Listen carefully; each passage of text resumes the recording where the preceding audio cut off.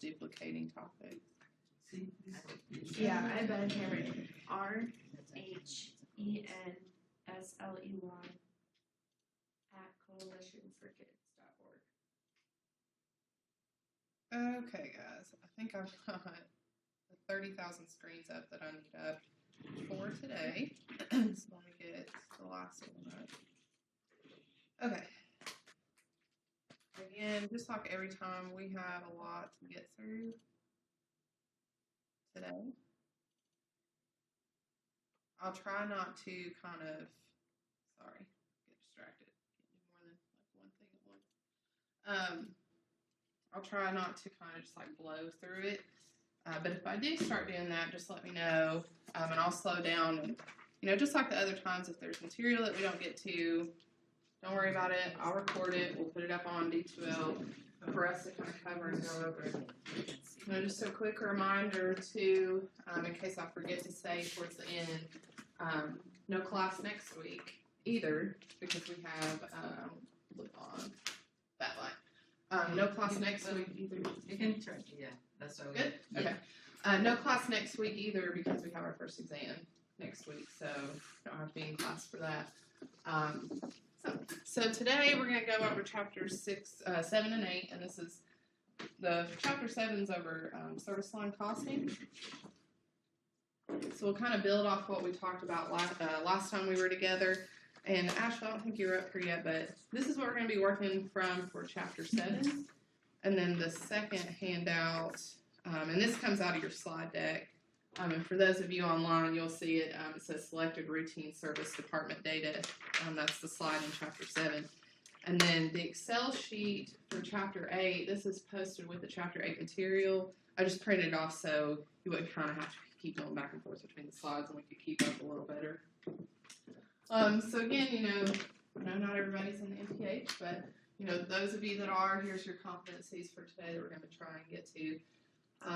So we have a couple of different service line costing methods we're going to talk about, some pricing decisions, and we'll get into a little bit of strategy and scenario analysis before we get into chapter 8. And we'll have a couple math problems that we'll be working on today. So I'll give you guys a chance to kind of work through a couple of those. And I think we've actually got some here in chapter 7, so that's where this sheet's going to come into play.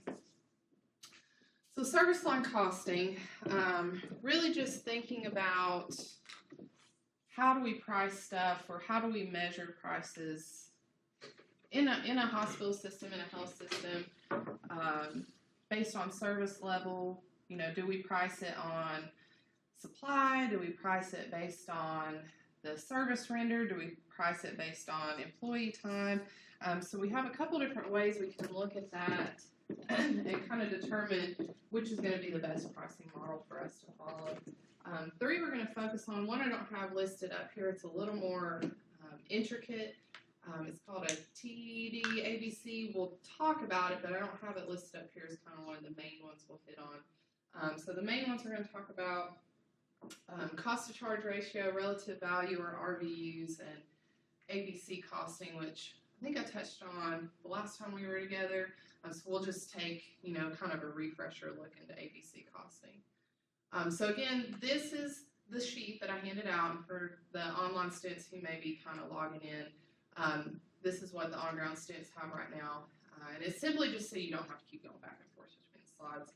Actually, I need to grab mine so I don't have to keep going back and forth between the slides. Because we're going to use some data on here to kind of start working through some problems that I have. So if you have your, let's see, it's within the next slide or two. I'm trying to look on Ashley's one. The next couple slides, Ashley, I'll probably have you close down your computer so we can just kind of work through a couple math problems to understand the calculations just a little bit better.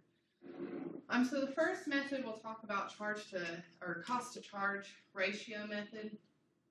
So we're really basing this method on indirect costs and revenues and how we kind of allocate those different services across all of our services provided. So, you know, I have it, the definition's a little bit complicated, so, you know, really in simple terms or layman terms, you know, we know each service line that we have within a healthcare facility is going to consume a certain amount of overhead costs. And, you know, overhead costs are like the lights, the utilities, things like that. And what we're assuming here in the CCR method is that those service lines or those service consumers are going to assume or consume those costs in the same proportion as if you were just to look at the department as a whole. So if you were, to look at one particular service line, you're just going to assume if that service line comes out of the laboratory, looking at some specific diagnostic tests they do, you would assume that service line consumes the same amount of overhead as the laboratory department as a whole, is what that's generally saying. And then revenues really going to reflect, like it says, the intensity of the services that we provide out. So the more we provide, the more revenues we expect to come in. So it's going to be a good indicator of kind of what our intensity level is in this cost to charge ratio method. So this is where the math comes in. So this is our brief introduction into cost to charge ratio, and we'll start talking a little bit about the calculations. And so, Ashley, this is where I'm going to have you kind of put your computer down. Yeah, just a little. Just so we can, start to work through a couple of the calculations. But we kind of have to go through this in a certain order and methodology to get down to the average cost per visit. So what we want to know is how much is it costing us, the healthcare facility or the healthcare provider, for that patient to come in our door, right, based on our numbers that we have. So the first thing I want you to do, work through this first calculation up here, CCR equals indirect cost divided by total charges. And all the information you need, you're going to have on these sheets. So when you get that figured out, just kind of flip on the lights, maybe? I don't know. I'll leave them on. So work through that first one. I'll give you just a couple minutes, and then we'll kind of go over that, and we'll kind of work down methodically until we get to the charge, or average cost per visit.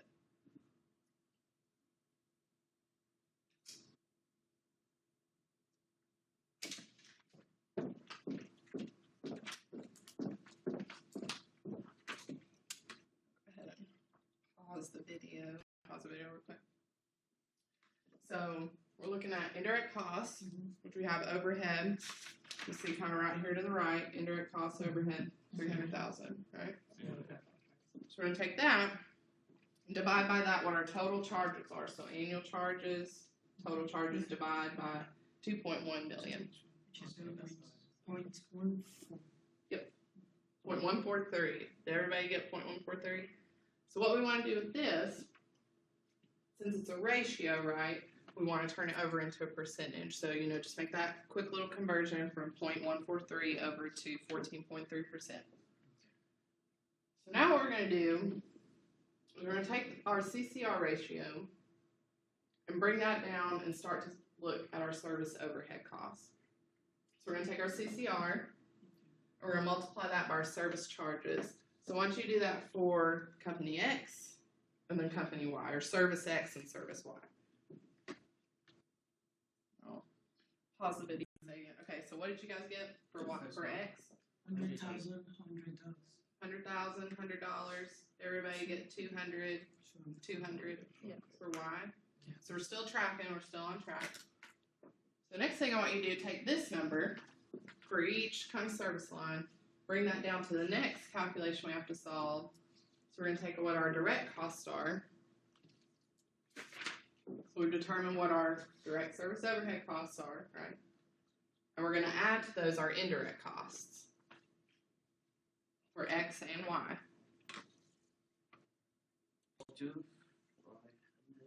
For total service costs, what did you say for X? 42,500. How'd you get that?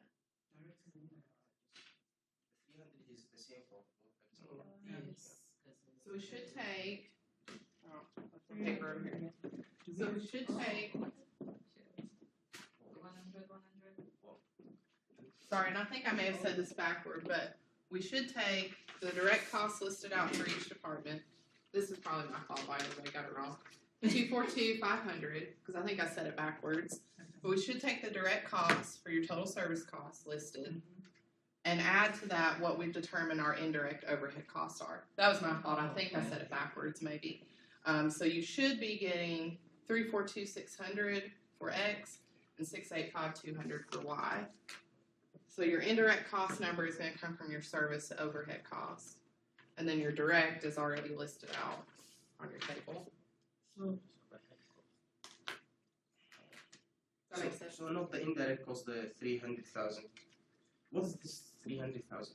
So the 300,000, that's just the initial overhead cost that we needed to determine our CCR ratio. And then based on the service line, because remember we're taking into account service X is going to consume the same amount, so their indirect costs are going to fluctuate based on what their usage is or what their CCR is. And so that's why we'll take service X times our annual charges to get this overhead cost, because that's how much they consume. That makes sense. Sorry, I think I completely threw everyone for a loop there. I didn't mean to say it backwards. We'll say that. So but does everybody see how we get 342,600 and 685,200? Yeah. Okay. So then, what we'll do with these numbers, the total service costs that we've determined, because we've added our direct and our direct from the paper, our indirect from up here when we determine our service overhead costs, we're going to finally determine what our average cost per visit is. So what is it costing us to provide this service line? And I won't make you go through and solve that since we're going to be short on time, but service X you can see, so we're going to take the total number that we determined in the calculation before, and we're going to divide that by what our volume is. So does everyone see how we get the 5,000 to divide that by? And this is all in your notes too, guys, so, if you just kind of want to sit back and watch, I don't know, but it helps me to write it out too, so whichever method you prefer.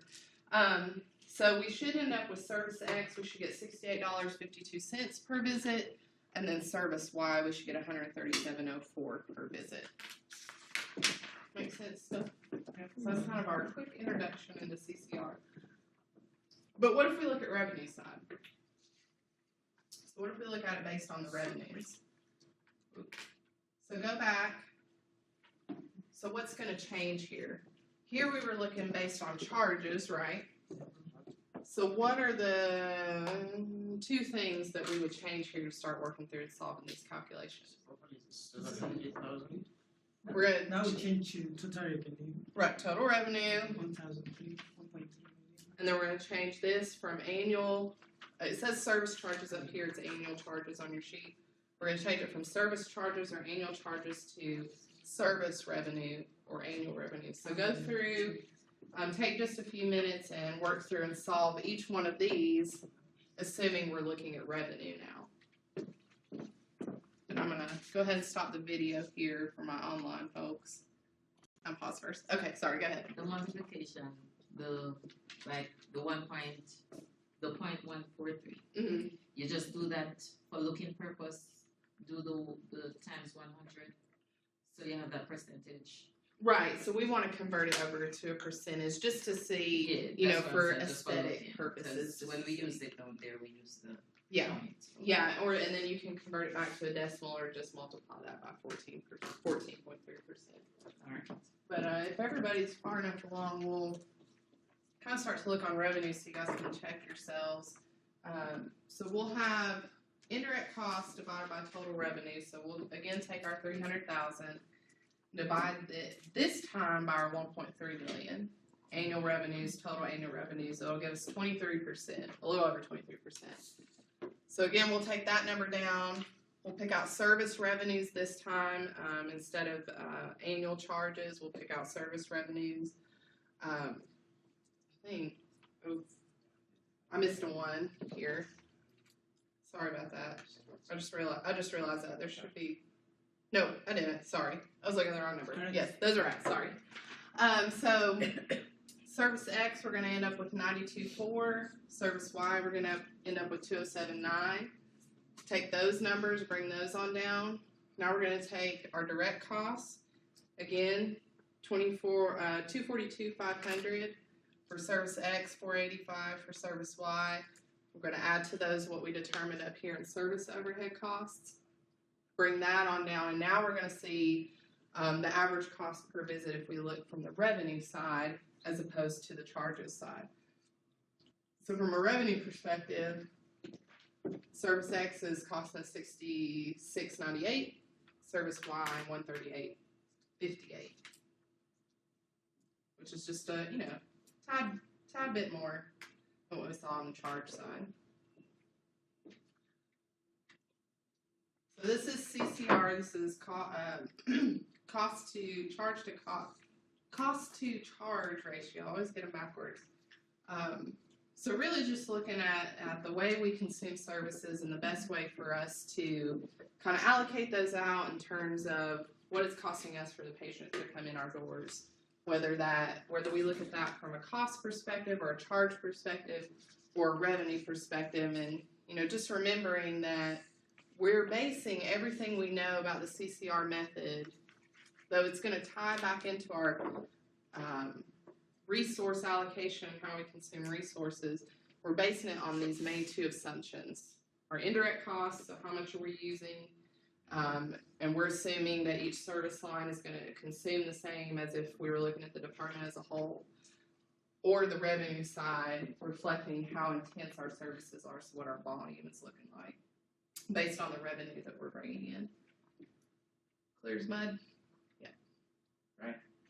So the next one we'll look at, this is one, just from personal experience, I feel like this is the one that you're going to see most. I didn't see a lot of CCRs in the system. That doesn't mean they're never used. I may have just not been in a position where I saw them a lot.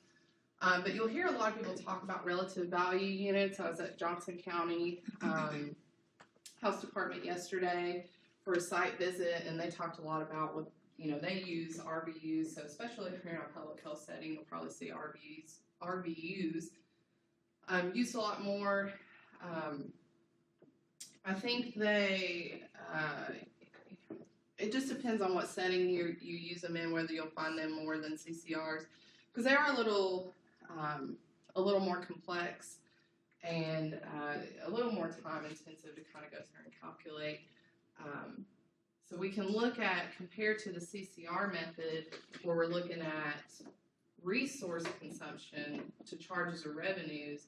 Here we're looking at just overhead resource use. So we're looking at what our relation is to the relative value unit. So when we look at relative value unit, this is another one where we're going to do a little bit of math. So on your sheet, you can see that we have relative value unit. We didn't really pay attention to it in the CCR because we didn't really need it. We don't really care what the RVUs are right now, right? But since we're looking at RVUs now they're going to come into play when we start calculating overhead costs per relative value unit. And relative value unit, you can almost think of it as like a unit of resource almost since we're looking at overall overhead resource usage. So the first thing we have, overhead cost per RVU. We're going to still do our 300,000 divided by our 140,000. Put this paper down. But if we take estimated overhead costs for each service, based on what we said our overhead cost per RVU is, $2 and we'll call that 14 cents.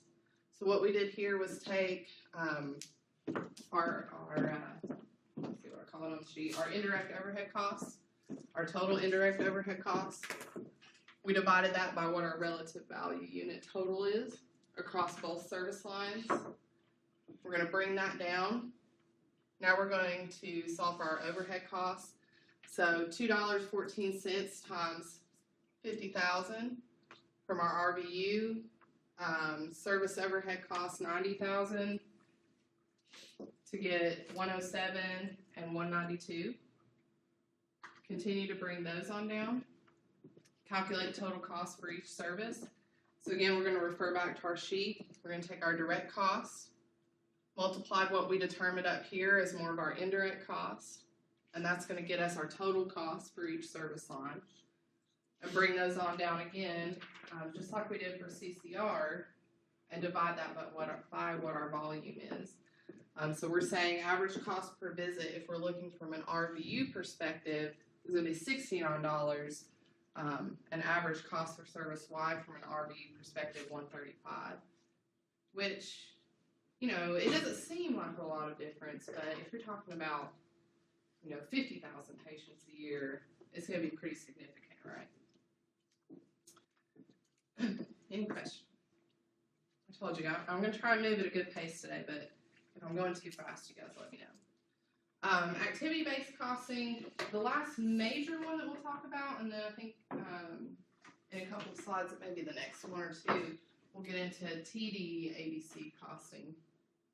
So activity-based costing, like we covered last time, this really considers and looks at each activity that's comprised within the service line offering that we provide, So it's the reason, like I said last time we were in class, the reason we don't use it a lot, it's a really great method to use because we can really kind of dig down and see what each component of this activity is really costing us and what gives us a more singular, or it gives us a fuller look at what the total cost is of a service line. But the reason we don't use activity-based costing a lot is because it's really complex, more so than just taking your CCR or your RVU. So we have to put a lot of time and resources in to determining what each component of this service line, each activity really does cost. So the first thing we have to do, go through and identify activities that are performed within that service line. So you can start to see why it starts to get a little bit more complex because, you know, if you have one service line that does multiple procedures or multiple activities, you know, you can have a service line that does 150, 200 activities, and then you have to have somebody dedicated to kind of sit down and, okay, activity 1, let me calculate how much this costs. Activity 2, let me calculate, now let me add all 200 of those together. So it can take a lot of time to kind of sit down, determine each of those singularly, and then aggregate those costs together. So we sit down, first we have to go through and examine the process or examine the service line and really work to identify what are those relative milestone or key activities within that service line. We have to identify those. So what can be tricky about this particular stage in ABC costing? What if Teacher and I are both sitting down to look at this service line and we've been tasked to identify relevant activities, but we're doing it separately? What can be an issue with that? If we're supposed to go through and identify major milestone activities within that service line.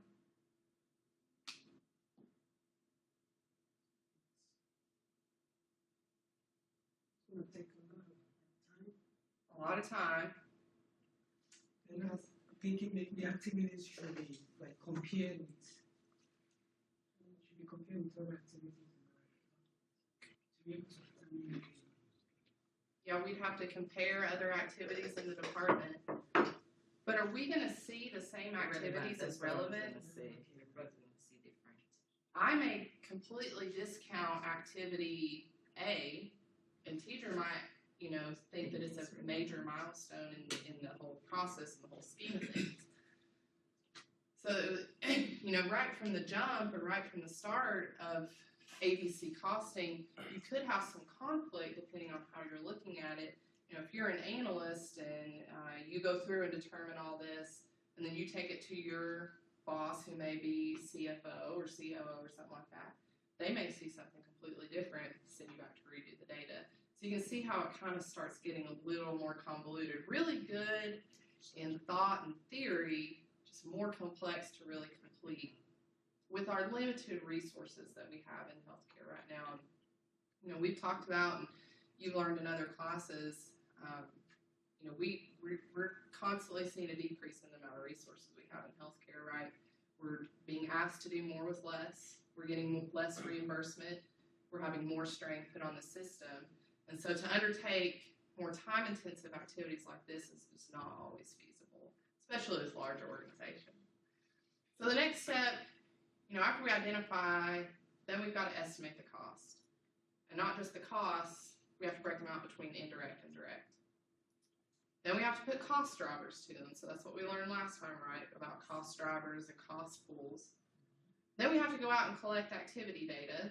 So now we got to go out and observe, or we got to run reports, or we got to kind of aggregate this data somehow.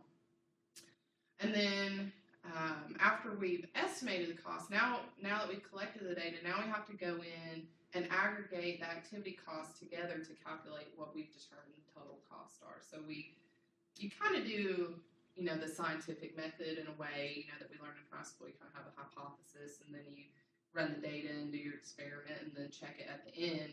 We're doing a similar thing here, right? It's just, we all remember how intensive the scientific method is. So we're trying to employ kind of that same thought or that same methodology to ABC costing.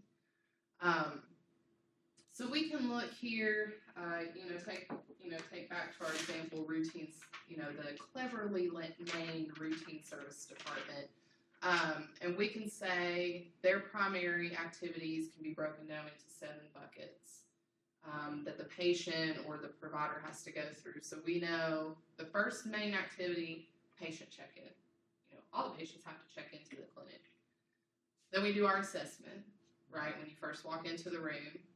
Then you do a diagnosis, then a treatment, then a prescription. You write out their prescription, then the patient has to check out.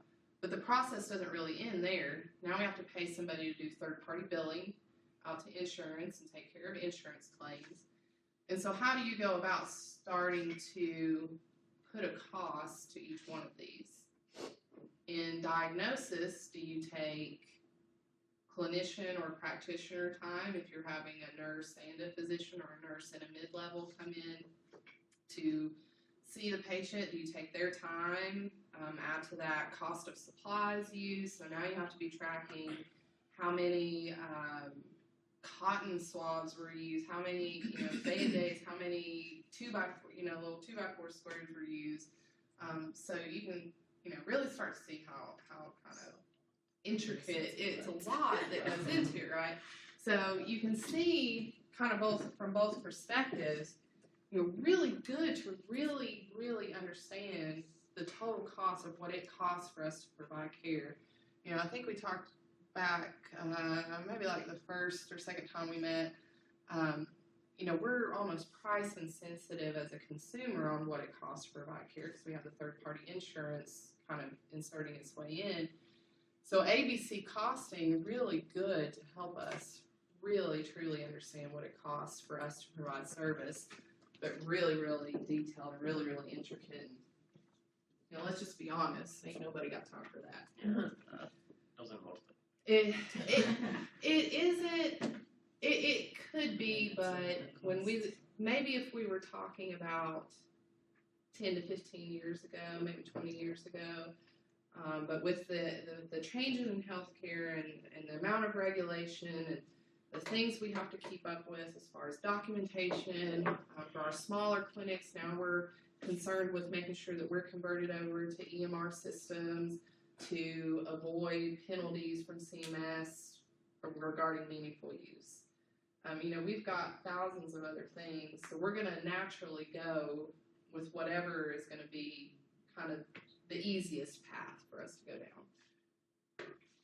So here's just kind of an example of how we've broken out the activities to kind of follow through the steps. And here's kind of what that would look at, even though we're not going to really go into detail on it. I just, still wanted to give you an example of what it would look at. So you'd have to check in, annual cost, $500,000, times that by your volume to get your total, and then you get your rate of $5 per visit, per patient. Same thing all the way down, assessment, diagnosis, treatment, prescription, checkout, and billing. And then you would start to multiply this out by your usage, right? So now you have to go in and determine, assessment, number of minutes. That's the cost driver that we chose, right? Because that's what would make most sense for assessment, diagnosis, and treatment. So now we have to go in and determine, what the rates are, what our usage is. So we spent 5 minutes with assessment. That's going to cost us $5 for service X, $10 for service Y. Then we can see on down, it's costing us $75. Our true cost really is $75 for service X and $130 for service Y, if we really get into kind of the minutia of the entire process. So we can see kind of how these average costs compare to each other. Like I said, it doesn't look like a huge difference in the grand scheme of things, but if this is what you're basing your cost off of, and you have an influx of maybe like 50,000 patients, well, this is going to help you set what to charge those patients, right? So we can make sure we're bringing in a revenue. So if we're basing it, let's say we're basing it on RVUs, well, we definitely want to make sure that we're setting our costs above $69.93, right? So we at least want to be charging, based on industry trends and industry standards. We want to be a certain percentage above what our RVU cost is. Or ABC, any one of these, it's going to help us set our charges appropriately for total services. And here's the last one I was telling you about, a little more intricate, even more intricate than ABC, if there is such a thing. But this is activity-based costing that's time-driven. So now we're not just looking at the activities in the process, but now we're looking more along the timeline and the scope. Are costs reduced while maintaining outcomes of quality? Are we looking at chronic condition? Let's see, I was going to say, I thought I had that on the next slide. So are we looking at, we're calculating total cost of patient care based on their cycle of care. So that is time they come in to time they leave and all the activities. So if you have let's say you have an ICU patient that is in your facility for 400 days. And can you imagine all the activities that kind of have to come together to do this TD ABC method? If you're looking at completion of care, or if you're looking more along the lines of chronic conditions, time that goes into managing those more chronic conditions. So steps, just like ABC method, or similar to ABC method, but this time we're going to look at the medical condition, since we're looking at in the sense of time and cycle of care and completion of care. We're going to pick out the medical condition, study the activities in that delivery chain. So we're still looking at the activities, but now we're looking at in the delivery chain of that particular condition. So if we're looking at CHF, if we're looking at diabetes, if we're looking at, any number of conditions that you can come into the facility with. Here's probably one of the most intensive parts. If anybody's ever done quality, Ashley, I know you've done quality improvement. How intensive can process mapping of a process be? It's very meticulous. So what are some things you kind of have to go through to do process mapping? You have to observe the person's doing the activities, note down all the time it takes for them to do it, what they're using, what they're doing, and then come together, I guess, with the team and then figure out the steps. And just from your observations, you're probably missing some stuff too. Yes, So you need other people. sorry. No. So we're basing this on multiple observations. We're doing time studies. This is where you get into a lot of lean with. We're doing cycle count times. Determining what's wasteful, what's not, what is each step in the process. And again, that's going to go down to, we want to think more high level, but teacher may think that one process step is absolutely necessary and I don't. So again, you get into, what is necessary, what is true. And then after you kind of do your process mapping, you again estimate each cost and then you calculate total cost on patient care. So we'll finish up with pricing decisions, and I'll let you guys take a break unless you guys want to go right now, or we can keep trucking on through. Good? Let's get through pricing decisions and we'll take one. So when we talk about pricing decisions, we use a lot of managerial accounting to just help us make decisions on that supervisory level, so that we can better understand how to set the prices that we're going to charge under charge-based reimbursement. So we want to make sure that our charges are going to be comparable to what we're being reimbursed, especially when we look at organizations like, let's take CMS, for example. So we know right off the bat, unless it's changed recently, so don't hold me to this, but we know right off the bat, we get one like Medicare or Medicaid patient in, we're going to get reimbursed 80 cents on the dollar. So for every dollar we put forth in patient care, we're going to get only 80 cents back. So we're already taking a 20% loss on each patient. So, if you kind of extrapolate this out and think more into like lean and quality improvement methods and kind of how to drive out waste. So now we particularly want to look at, our average length of stay for our CMS patients, how long they're in our hospital, how long till we can get them discharged, and not because we just want to get them in the door and kind of throw them out, but how can we still deliver them quality care while staying under this ALOS number to get them out of the hospital in an appropriate amount of time so that we're not losing money. Because if we lose money on those patients, where do we kind of have to shift those costs to? To our more, private pay patients, to the ones that have private insurance companies. So we'll have some cost shifting going on. Same with our non-pay patients. That cost has to be picked up somewhere. We can't just write everything off as charitable care, right? I mean, like I said at the very beginning of the semester, a lot of people forget, even though healthcare started with very, very, very altruistic beginnings, right? We get into healthcare because we want to help people. I got into healthcare. I initially wanted to go in and be a nurse because I wanted to help people. Quickly found out nursing was not for me. I didn't want to do that. But I knew I still wanted to be in a healthcare setting and help people. So hopefully, we all get in it with, this save the world mentality, and we want to do what we can to kind of be that patient advocate. But what we forget, and, what kind of drives a lot of people into administration and more business-minded is hospitals still a business, right? Still have to do things, or we still have to collect revenue to kind of keep the door open to continue to live out through our mission, vision, value statement of, providing high quality care for, the patient or whatever the mission statement may be. So managerial accounting, we determine kind of what our financial impact is going to be when we start to set these prices out. And then if we have to get into some contract negotiations with maybe equipment or supplies, then we can look at what is the lowest cost that we can feasibly ask for and get a positive return on to kind of be in our favor. So we have when we're talking about pricing decisions, we have two different kind of groups. The first one we have is price setters. So this is where, exactly what it sounds like, the provider of the service has market dominance. So I can go out and set my own prices.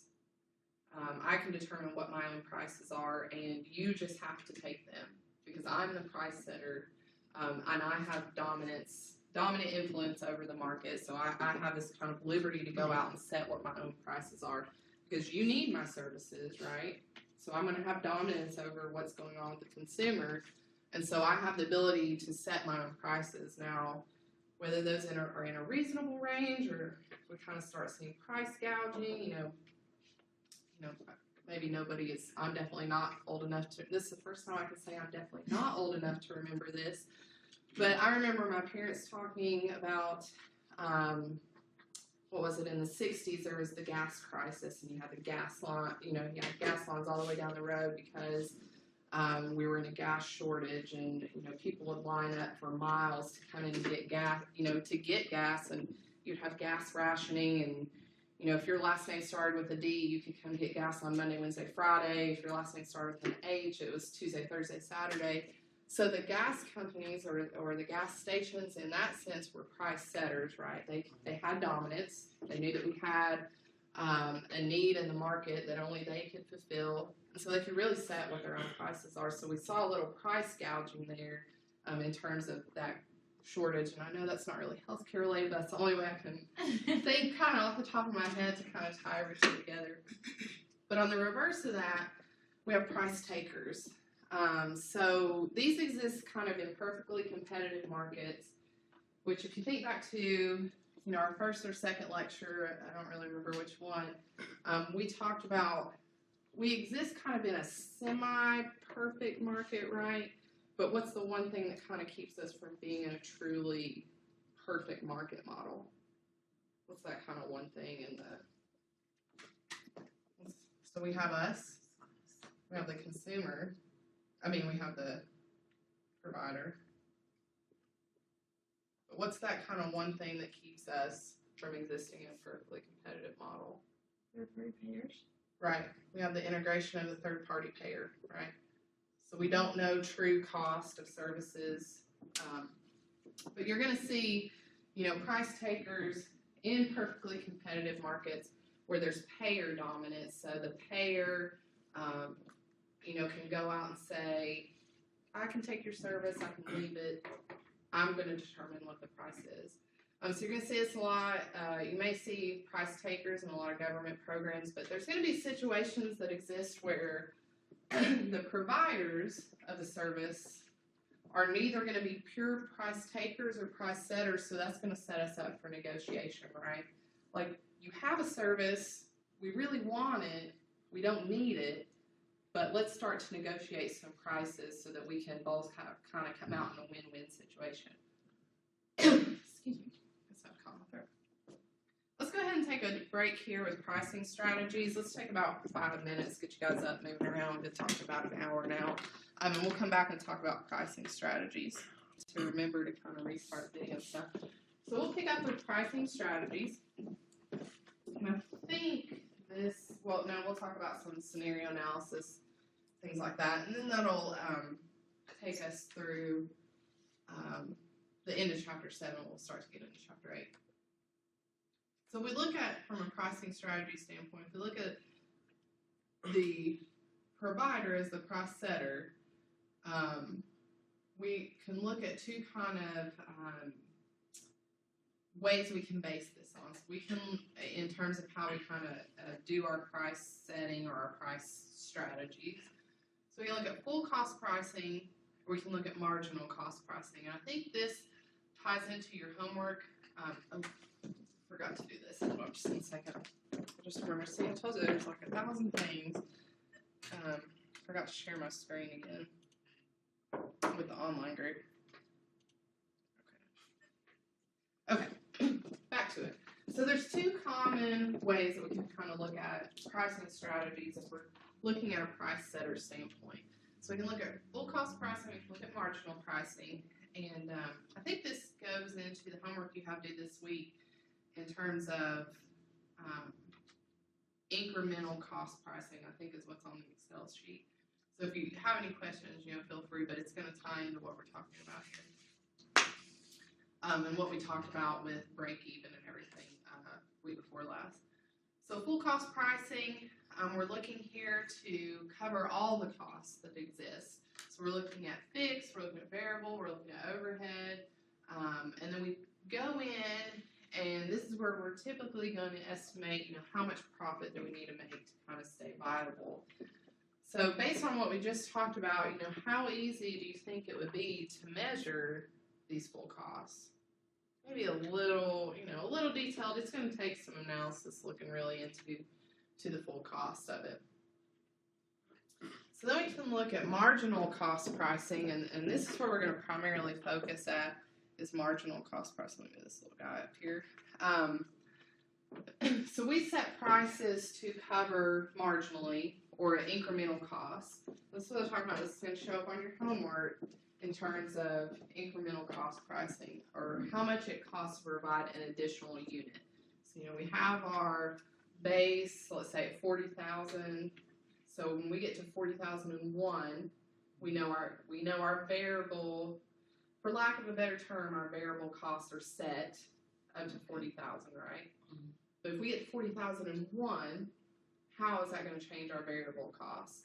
What's it going to cost us to give that additional output, that unit output out? So we know with some level of certainty up to X what our costs are going to be, and then after X to to provide that one additional unit, what is that going to do to our cost? So a couple examples of where you might see this is, if you're over laundry services or like housekeeping services, you can submit, 40,000. We'll stick with 40,000 pieces of laundry. But if we start submitting like 40,001, 40,050, how's that going to change our costs? Same with food and more of your expendable supplies, and then more of your utilities. So, I knew I had 40,000. So we have hospital provides 40,000 patient days of care. So when we get to 40,001, what's that next day of care going to cost us, or what's that incremental, that marginal cost going to be? And can you really survive if prices or if all services are priced at marginal cost? I don't know. I don't think I you don't can. think so, because I think you have to give up something to get that that one more unit. So you have to give up something to get that one. Yeah, you're exactly right. So we have to give up something to get that one more unit. And we do want to use marginal cost pricing because if you think back to when we were doing our P&L statements, right? We have everything on the base case number, right? But we know this is going to fluctuate, so we need to understand what is our cost going to look like on the 400,000 in first day. So then we have target costing. This is going to be, so the previous one, marginal and full, I think the other one's full cost pricing used by price sellers. Is that what we call them? Yeah. Setters. I don't know what's wrong with me. Sorry. It's my Monday all over again. So target costing is going to be a method that's used by price takers. So we're going to have our revenues projected, assuming given prices right now currently in the marketplace, and then we're going to take what our required profits that we bring in, or revenue. If you're in the nonprofit setting, it's revenues over expenses, because we don't say profits in the nonprofit world. And you subtract from that what your revenues are, and what you have left is your target cost level. So what do you guys think? What would the primary benefit of target costing be?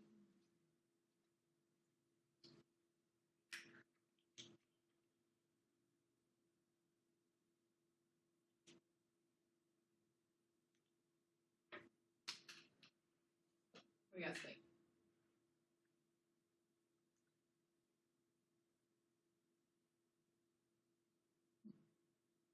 So we can get a good idea of what it's going to be like to exist in the marketplace right now. Now the only tricky thing is if these prices, if we have something drastic happen out in the environment or happen out in healthcare, it's going to kind of really throw off our target costing, since we're basing everything on prices as they are right now in the marketplace. So it can fluctuate based on what's happening in the environment. So we have Windsor Clinic. And they're going to offer a new outpatient service. We're going to say their variable cost per visit is $10. So start to think back to P&L statements, right? When we started to talk about variable costs, fixed costs, direct costs, things like that. We have our annual direct fixed costs at $100,000, overhead at $25,000, and then our volume, or our number of visits into the clinic, 5,000. So just kind of doing a little testing for you. Think back using, the information that we have here. What price do we need to get accounting break even? So if you'll remember, accounting break even is zero profit. We want to simply just break even at zero. And then what do we want to get economic break even at 100,000? So I'll give you a couple minutes, and I'll put this information back up here. So we're looking for accounting break even at zero, economic break even at $100,000 profit. I'm going to go ahead and pause the video. So if we're looking for zero profit and zero break even, total revenues minus total costs, we're looking for what number we have to charge. Like, what's our cost going to be? Because we're looking at price setting, right? We're looking at individual services, target costing, things like that. So I probably should have worded it, but what price must be set to achieve accounting break even and economic break even? So what price for our visits do we have to set? Does that make sense now? Yeah. Kind of.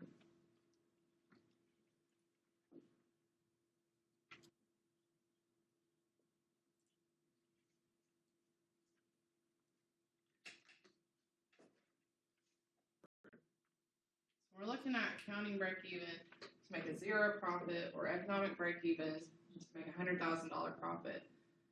So if we set up our accounting break even, equation, we need to take total revenues minus total costs equals zero. It's gonna break us even, right? So total revenues minus our total variable costs minus our total fixed costs minus our total overhead is gonna be zero. So we're gonna take 5,000 times whatever price we need to set, minus that for 5,000 times 10 because we're looking for total variable costs, right? Minus 100,000, and that will transform into 100,000 minus 25,000. I'll get it out one day, equals zero. And then just keep working your formula through, right? So eventually we're doing 175,000 divided by 5,000. And then that's going to give us a price of $35. That's what we need to set to just break even, to make zero profit based on these numbers. Does everyone see that? Yeah. Okay. Starting to come back to you slowly when we talked about break even. So then if we look at a profit of $100,000, we're setting, still setting it up the same way, but instead of having zero profit like we did here, now we're just going to input $100,000. So if we work the formula on down, we should end up with 275,000 divided by 5,000, and that's going to give us a price that we need to set to get that $100,000 profit. We need to set our price at $55. Does everyone get something kind of similar to that, or understand kind of how we work through that? Okay, it'll be important. It may appear on a test. Wait, where are you plugging in the $100,000 for the economic break even?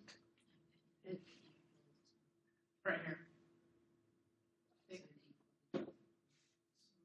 So when you move this 175,000 over, since it's a negative, move it over to make it a positive. You would add it to both sides to cancel out 100,000 plus 175. I thought you were plugging in the 100,000 for that P. No, we're looking for P, right? So we're looking for what price do we need to set to charge our volume of 5,000? Because we know that our cost, what we want to make, if we're looking at economic, is going to be zero, or it's going to be 100,000. So we're saying in economic, we don't want to make any money, which is a little crazy, but we don't want to make any money. Okay. So we're going to say all of this combined and added or subtracted from each other together should equal zero. And when we look at economic, we're saying, okay, we need to make $100,000 to keep the doors open, to be a little bit profitable. So we take out the zero. Now we're saying instead of making no money, we want to make $100,000. And then so you just work the formula on down through and then kind of move everything over. Does that make sense? Yeah. Okay.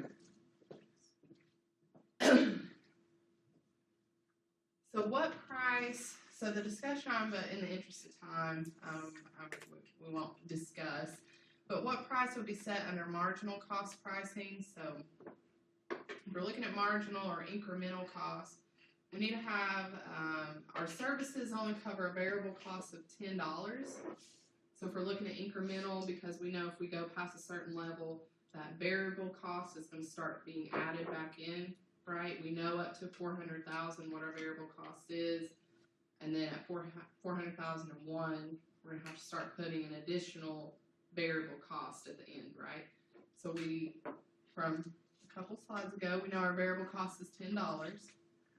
So we know services are only going to cover variable. Why don't we touch our fixed costs? Why don't we add in what we determine our fixed costs are at 400,001? Because they're fixed, right? They're fixed. we don't do anything, they remain constant. But the variable fluctuates based on what our volume is past a certain point. So would this result in a loss or gain? It gives us a negative 125,000 because we have 100,000 in fixed costs and 25,000 in overhead. So does everyone kind of understand marginal? Incremental, you just think of it in increments. So if we know for certainty up to 400,000 that our prices, variable, indirect, are kind of set for our cost, but then we have the 400,000 in first patient walk in. Now we've got to add a variable cost on of what that service is. So we have to add that $10 back on. Does that make sense? I just want to make sure, because this is going to be part of your homework, to kind of understand incremental costs and how that is affected based on what your volume is. Primary problems in this type of price setting analysis. So we're looking at price and volume relationship is ignored, and assumption that service will be produced to the set volume regardless of the price. So we're saying we're just automatically going out and assuming that this service that we're providing is going to bring in 400,000. So we don't want to solely rely on marginal incremental costs. We want to stick with our P&L statement and what we determine through break even, both economic and accounting, because this assumes that the service would produce this set volume regardless of what our price is. So when we look under capitation, somebody remind me what capitation is first before we move on. Yeah, it's like a per member per month, right? It's capitated. It's cut off. So you can think of it's capitated. It's cut off at a certain point. So we have Montana Medical Center, UMC. We're going to look at them and say that they have 1,400 admission visits, and they do a fee-for-service payer, and they have 15,000 members at their capitated volume. So the relevant data that we want to look here is the average revenue per admission, which is $10,000. We want to look at our average variable cost per admission, which is $3,000. And then we want to look at what our direct fixed costs and overhead would be, which is right around $9 million. So if we want to move over to capitation from this one-time charge-based fee-for-service, which, we talked about all the different models one of the last times we were together. So if we want to move from fee-for-service to more of a capitated model, the question is what rate needs to be set on these patients to achieve that current profit. So we're going to have total revenues. So if we set up our P&L statement, this should look very familiar. We're going to have total revenues, 10,000, times 1,400, which go back, we have 1,400 admissions. This is another sheet I should have printed you guys off, and I apologize for that. And we have our total variable costs, which was 3,000 times our admissions, 1,400. Total cost margin, take 3 from 10 to get our cost margin, right? Direct fixed costs and overhead, we were told, was a little over $9 million. So we're going to have a profit of $800,000. And that's the profit level we want to stay at. So we go through that to solve that because we're based on fee-for-service right now. And the question was, what rate must be set on these patients for us to stay at that 800,000 mark? So now what? So Montana Medical Clinic, we want to obtain the same revenues, which we determined back here, same revenues, 14 million. And that amount of revenues, because we're wanting to move to a capitated model, is now going to be obtained from 15,000 enrollees. So we're not going on admissions anymore, we're going on our capitated, hey, you could have all 15,000 of these enrollees come into your clinic. So we're going to take what we need our revenues to be, what our new kind of, if you want to think of it, volume could be potentially. So we get $933.33 per member. But what did we just say about capitated patients? It goes beyond per member, right? What's that last part? it's based on a per member. What's the second half of that little sentence? Per member per month, right? So we've just determined what our annual revenue and annual revenues to be attained from this 15,000. So this is annual, 933 per member. So now we need to divide it by 12 because we're working on an annual basis. So capitated rate per member per month on the PMPM basis is going to be $77.78 per member per month. That's how much we're going to make.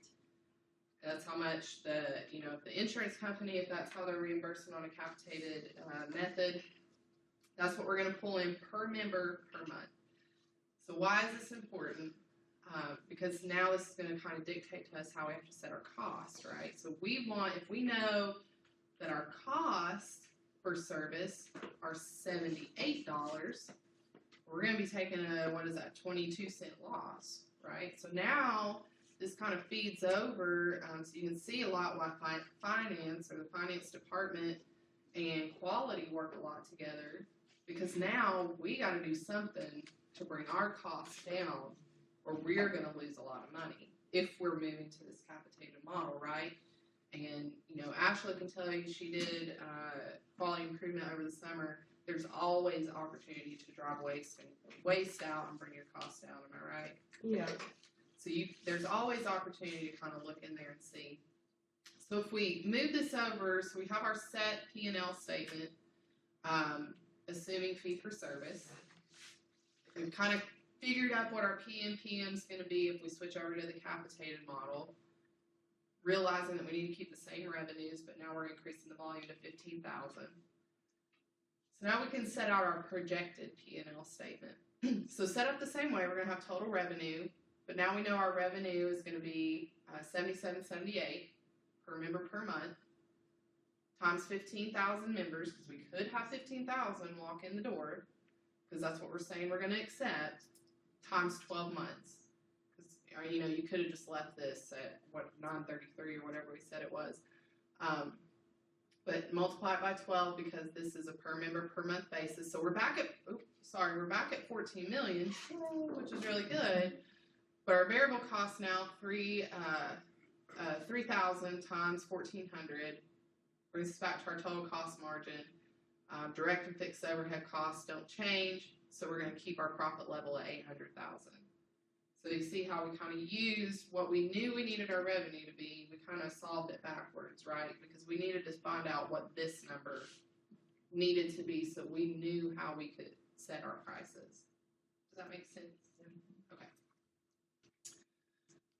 So moving from that into more, we're going to take the same information that we just did with capitated model, but move that over to looking at a couple different scenario analysis. So if we have an admission rate, and we said that admission rate was $1,400 a month, right, is what we kind of saw coming into the clinic. And so if we know that we are just going to assume that it's going to remain unchanged, we're not going to see 15,000, we're going to see 1,400. So we're going to get about 9 cents per member, right? If you divide it out, we're going to have about 9 cents per member, 0.093. So before making that decision, we have to kind of go through some different kind of, anybody ever do like worst case scenario? My mind just goes to that, right? Like if something's going to happen, it always goes to worst case scenario analysis, or, what if this happens, then this is going to happen. So that's kind of how you have to think when you do scenario analysis. You ask a lot of what if. What if this happens? What's our kind of contingency plan? So if our profit, or what profit would we kind of have if we have a utilization management program and we reduce the admission rate to 8 cents, or 0.0, sorry, I keep saying 8 cents. If we reduce it to 0.08 admissions per enrollee. So we're talking about less than 1 admission per enrollee. So if utilization were reduced, our number would fall, because we're trying to reduce it down from 0.09 to 0.08. So our admissions would fall to 1,200. So we just, multiply that out. Our variable costs are gonna fall down, right, because our emissions have fallen down, so we're looking at 200 now times 3,000 gives us 600,000. And then so if we're still keeping the 77, 78 per member per month, our profit, if we can bring the number down to 0.08, our profit is gonna increase to 1,400. So why is this important, especially if you're working on a capitated model? This gives the provider kind of that push to do a lot more, trying to think of the right words to use, almost kind of telephone triage. Like what can I do in terms of education, in terms of you're not really sick, you just have a cold and there's nothing I can do for you, which may get into a little kind of dangerous practices with liability there. But what can I do essentially to not have you come in my clinic? Because if I can keep my emissions down, or if I can bring them down to 1,200 a day, my profit is going to go up from 800. What do we say? 800,000. Now I'm going up almost double, right, to 1.4 million. So if we can get really good at the utilization of our services, which may require a little bit more community education, or if we have the patient in our door the first time, making sure that we're doing a thorough enough exam on them, or giving them a thorough enough, run through of our services so that they don't come back for that repeat visit, then, you can see kind of how it's going to affect your profit if we can strive to kind of bring our number down by 200. Does that make sense to you guys? Yeah. The variable costs, right? How did we get the 200? Because we brought this down by 200. Okay. Yeah, we brought it down by 200. So we're just saying, what our variable costs would fall by, so we don't have that 200 patient volume anymore. Okay. So we can take, that 600,000 off and put it, more towards profit. Yeah. So here's what our projected P&L would look like. So we had the change in volume, variable costs. We're still on this. We still have the potential for 15,000 to walk in, because that's what we're saying we're going to accept. But we're getting 77, 78 per month. We're going to extrapolate that out over a year. Our variable cost still at 3,000, but now we're saying we've reduced our patient volume by 200, which is going to bring, all of our numbers down previously than we were at 1,400, which is going to bring our profit up significantly, like I said, almost double, from 800,000 to 1.4 million. So, should direct costs and overhead be adjusted for utilization change? Well, they are direct. They don't really fluctuate with your volume, right? Is what we talked about last time. So direct costs really shouldn't fluctuate with your patient volume. That's why they're fixed. That's why they're direct. So now let's say that we hold the number of admissions to 1,200. Now what capitated rate would we need to break even? And, I can let you guys solve it, or we can just keep moving on. But if you feel like you need a little bit more practice, I can let you kind of work through that if you want. I see some heads nodding, so I'll give you guys just a few minutes. So just set up your, using the same information and everything we've learned, kind of go ahead and set that up and let me know what you would need to break even at zero profit on accounting break even. So just in the interest of time, we're just going to keep moving on, because I want to at least get to part of chapter 8. So this is what your break even is going to look at, right? So you're going to have total costs, or you equal your total variable costs, plus your total fixed costs. It's going to give you 12.6 million, right? So then the PM rate, 12.6 million divided by 15,000 divided by 12, because we have our total costs. We want to know what the per member per month rate is, 70,000. Oh.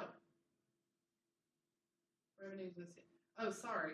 I confused myself just a little. So we know that total costs are going to equal total variable costs plus total fixed costs. We're going to have 3.6 million plus 9 million, 12.6 million. And if we divide that out, we know that our rate is going to be set at $70, right?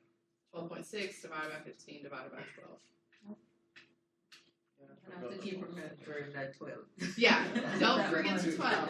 Don't forget the per month. So, and that's why, like I said, if you put it on Excel, if you do forget the 12, I can go back and see, oh, okay, she just forgot to divide it out by 12. So yeah, just remember it's per member per month. So always put that factor of 12 in there to divide it out. So, the value of scenario analysis, or why we can depend on it or rely on it, is it really takes utilization management into account, and it gives us that necessary, especially if we're going to move to more of a capitated model, what our per member per month or our PMPM rate needs to be to kind of break even. And, we may be able to accept lower PMPM rates when we can put kind of this cost control mechanism into it. So this is kind of the end of chapter 7.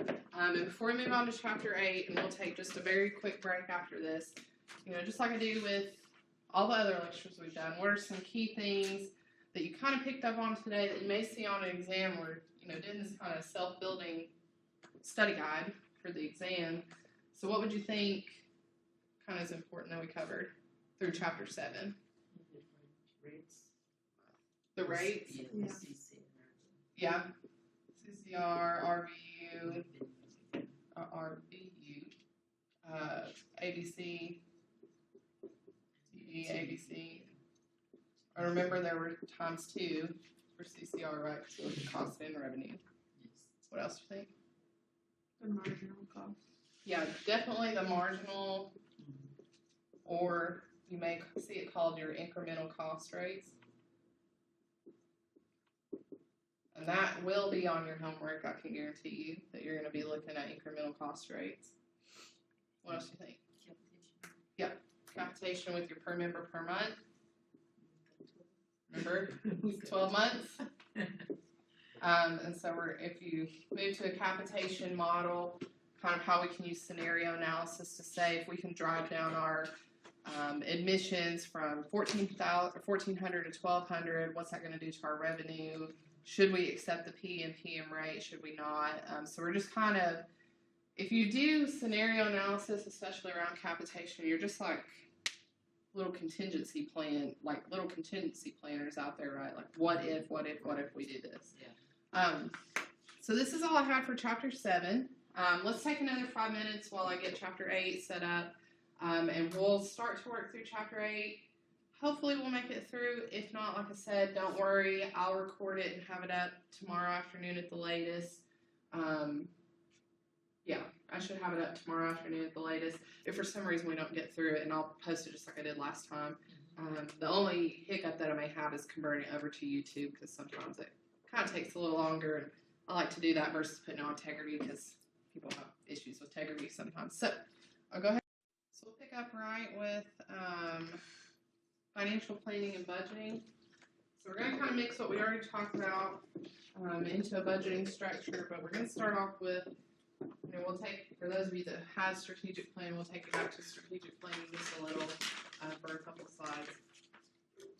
So we're going to talk about planning, budgeting, and the different kind of budgets that are out there and what you need to be aware of. Timing in terms of how you budget, and then finish up with some variance analysis. So planning all starts with our strategic plan, right?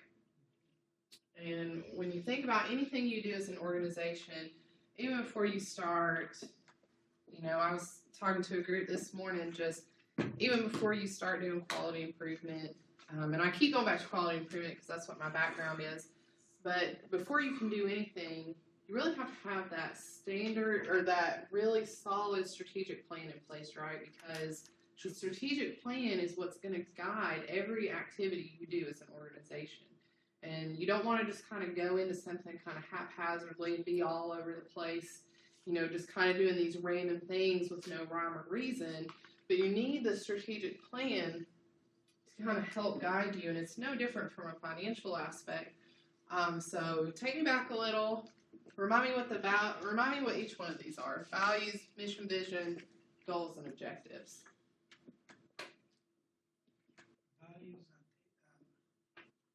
principles. Yeah, like the principles of the organization. The mission that vision, no, sorry, the purpose of the existence of the organization. Yeah, like the mission, our whole reason for existing. Sorry, I'm repeating for our online students. Mission, our whole reason for even existing as an organization. The vision statement has to do with the future perspective, what the organization wishes to achieve in the future. Yeah, where do we see ourselves? Like, what kind of path do we see ourselves going down? What about our goals and objectives? Strategic goals.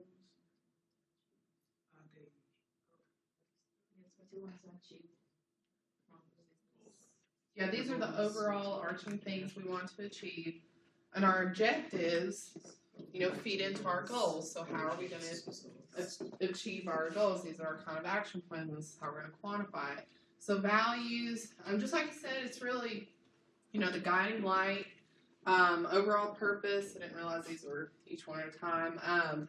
Where we want to be at a certain point in time. The different aims that we want to attain. And then objectives, kind of how we quantify the goals and how we kind of quantify success through return on equity or return on investment, our market share, things like that. Stuff that we can put a number to and show some actionable improvement. So our operating or our strategic plan, about a 5-year plan, going to be formatted similar to this. We're going to have, they call it chapters sometimes, so I wanted to, keep the language consistent. But we're going to have chapter 1 that talks all about, our whole reason for being here. Then we're going to talk about some objectives. But what I want us to focus on is what we're going to find in chapter 7, which is functional areas. And the one thing that we're going to focus on, obviously, is going to be finance. So usually it's broken down in a couple different of these categories: marketing, operations, finance, admin, and then facilities. But noting, we don't just do the strategic plan once and then never think about it again until the next 5 year, until 5 years is up, we have to look at it again. It's just when we first put this strategic plan together, it's going to be our most detailed plan. And, I have this down here.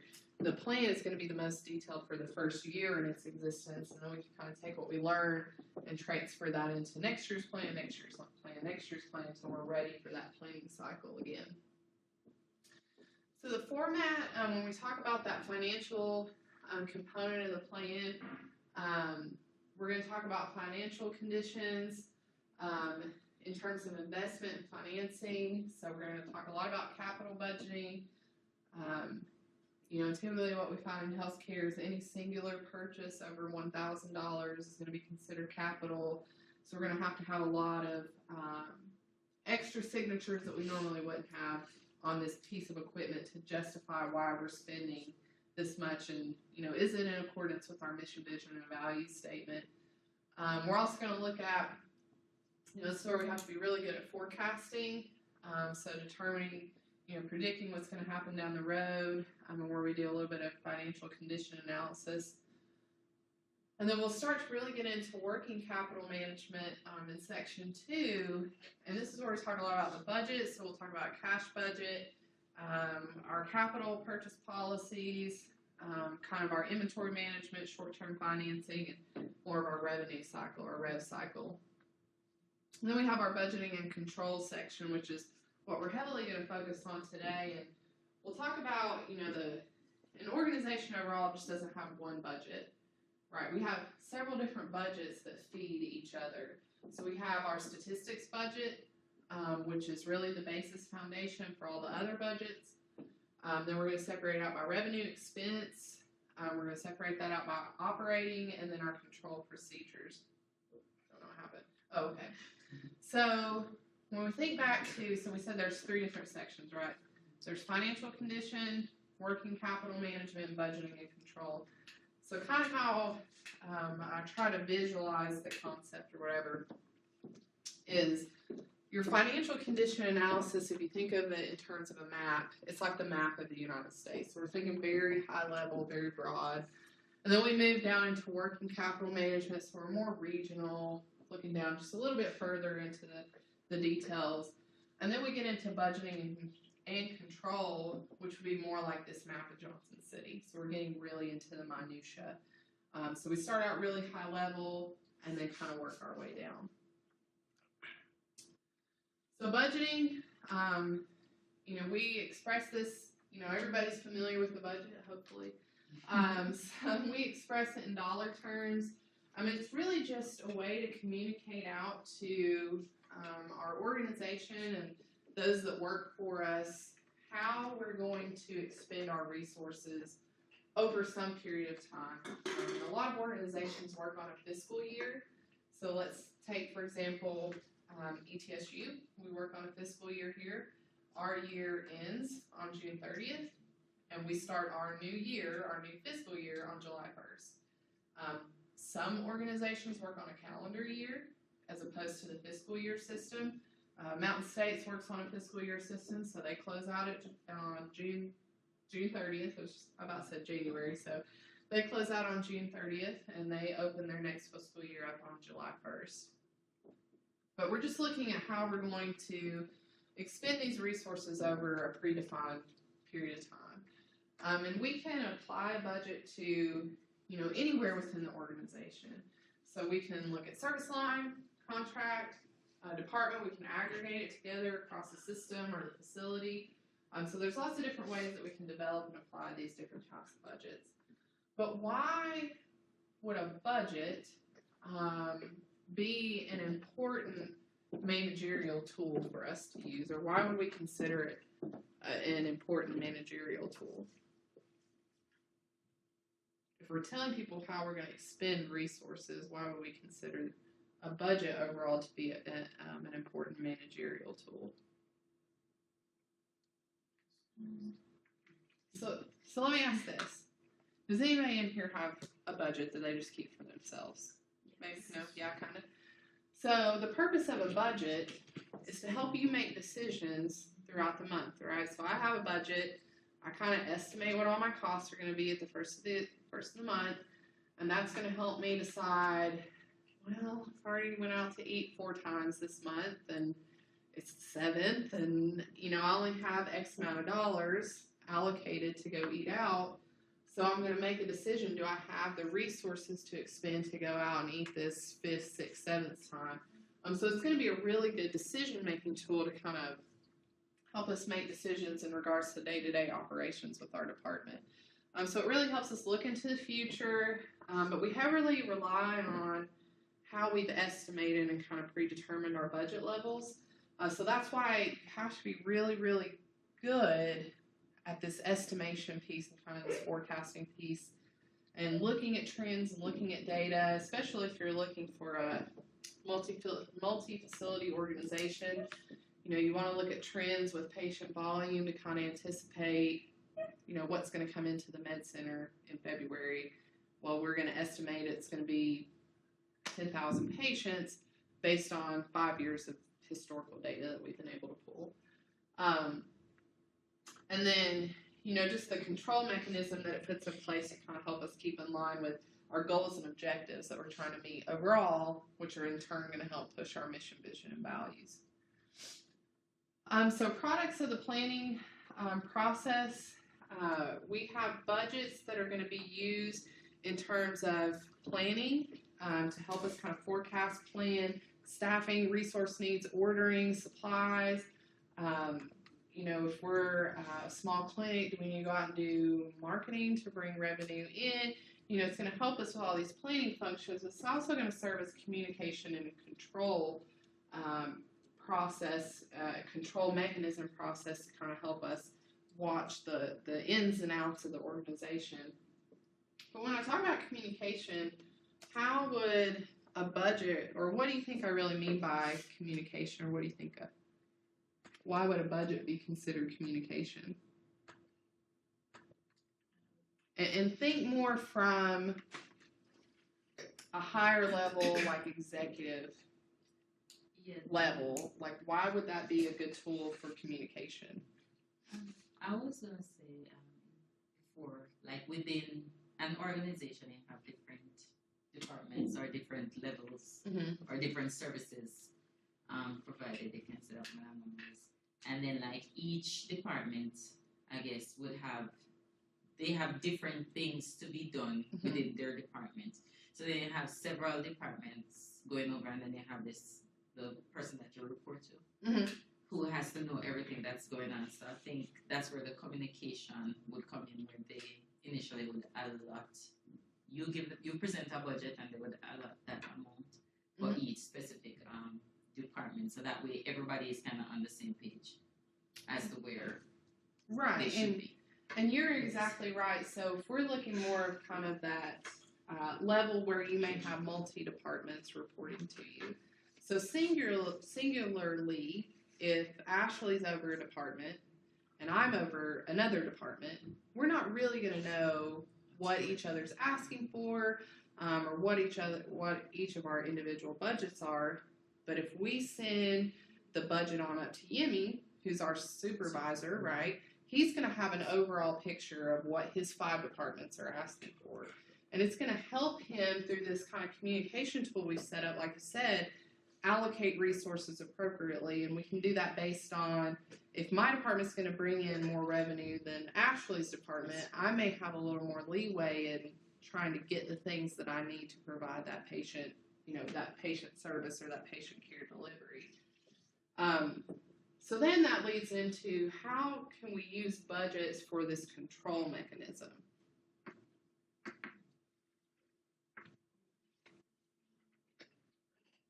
The person who's allocating the money can control what the departments are doing based off their budget. Yeah, so Like we you can't do this.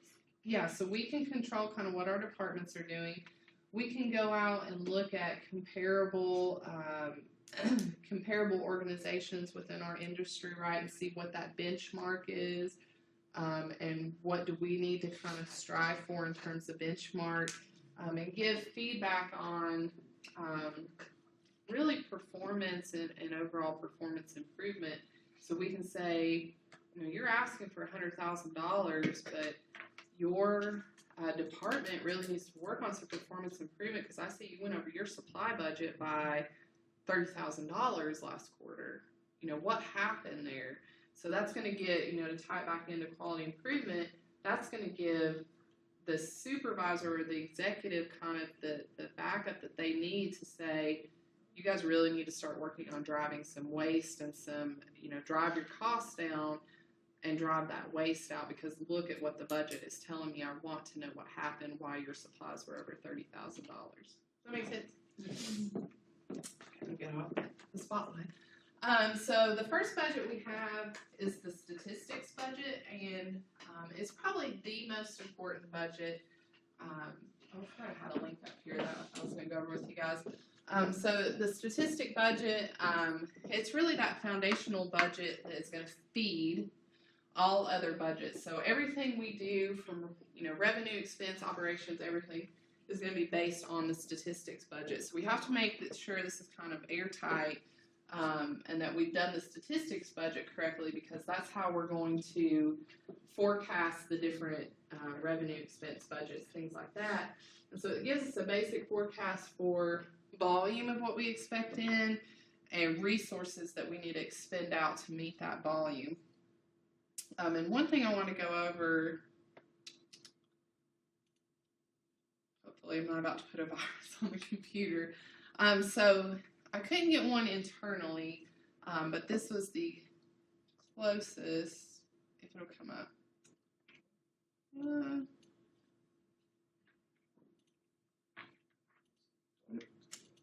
Wow.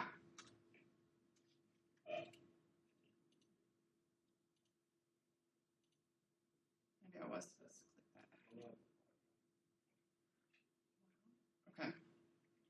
So this was the closest to a statistics type budget that I could pull up at the last second, and this comes from the HSMP, that kind of does the rating financially for organizations. And so this is some information that you would see on a statistics budget, right? So we would see, that is kind of blurry, sorry guys. And I'll post this link out on D2L2 because I don't think it's included on your slides, is it? So you would look, you'd see inpatient admissions, emergency visits, full-time. how many full-time employees you have, part-time, what your benefits paid out, even what your breakdown is between Medicare and Medicaid patients, so you can kind of estimate there. And then looking at financial performance, your net patient revenue, and back to insurance, you can look at commercial, your Blue Cross Blue Shield, things like that. Like I said, I just wanted to put that up there for you guys to take a gander at. I think that was everything on that slide. So statistics budget's just a little more intensive to create, just because you have to really look at all aspects of the organization, what your ins and outs are to get your statistics kind of ironed down.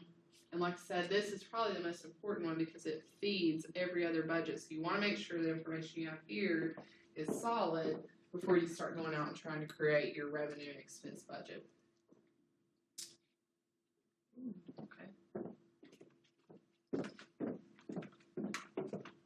Maybe I did put a virus in the computer. Okay. Just not going to mess with it anymore. Revenue budget. So moving from statistics into revenue, it's just going to take the information that we determine in the statistics budget with what we expect from reimbursements, and we're going to forecast out what our revenues are. So we have to, really know, this is why this statistics is so important, because we have to know what is our breakdown of Medicare patients, Medicaid patients, because we get different reimbursements based on what type they are. What's our breakdown of commercial payers? What's our breakdown of Blue Cross Blue Shield? What's our non-pay patients? How much do we pay out in charitable care? How much do we write off at the end of the year? So we have to know all these things, and we have to know when that revenue is going to occur, right? So we know not every month we're going to bring in $100,000. This month we may bring in 200. Next month we may bring in 100, or we may bring in 300. So we have to know when that revenue, when we can kind of expect it to occur. And we can do that based on what we find out in the statistics budget, and what kind of our data trends are showing us. So in the end, just like with all the other budgets, we can separate this out by service department, service line. We can even get down into diagnosis. We can get down to payer. So there's lots of ways we can kind of break up this revenue budget. I got the circle of death here going on, so I'm not sure. Probably just messed it up.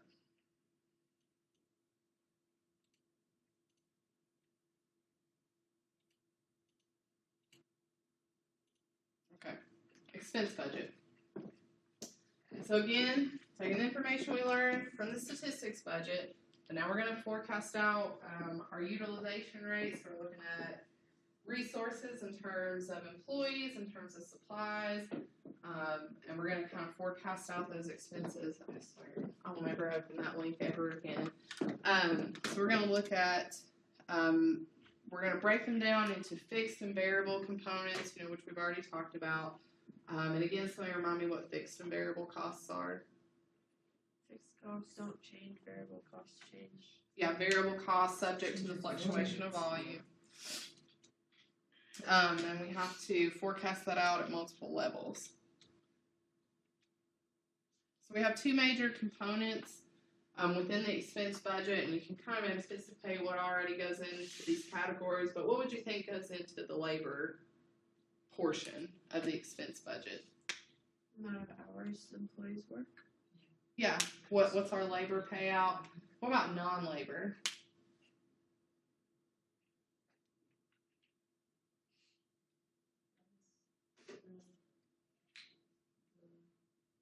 You got it. Things that you use for the customer, on the patients, I guess. Yeah, the non-labor things, like the utilities, the supplies. So labor, we're looking at salaries, wages. We're also looking at benefits, right? Because, we have to account for if we have a lot of full-time employees. Under the Affordable Care Act now, if you have over 50 employees, you have to provide them with health insurance minus the first 30 employees. I don't know, it's really confusing. I never understood why they didn't just say 20. But now you have to account for fringe benefits over time. So this is where you have to go back and do some data or pull some data and see, did we pay out a lot of overtime last year? If we did, was it because we didn't kind of stack our schedule appropriately, or what kind of happened? And then accounting for training and education when, we're asking our staff to come in on their quote unquote off days to do a little bit of training and education, how we kind of pay out for that. So it goes on beyond salaries, looks at benefits and everything too. And understanding, we have wages because, not everybody's going to be on salary. Non-labor, so, just like what we said, we're going to look at facilities. So we know there's going to be some level of depreciation costs associated with those facilities. Just because we buy a building and it's worth $100,000 today, doesn't mean a year from now it's not going to, it's not going to be worth $100,000. It's going to depreciate on down. And the cost of our leases, any supplies we have to buy, and utilities. So anything non-labor out there.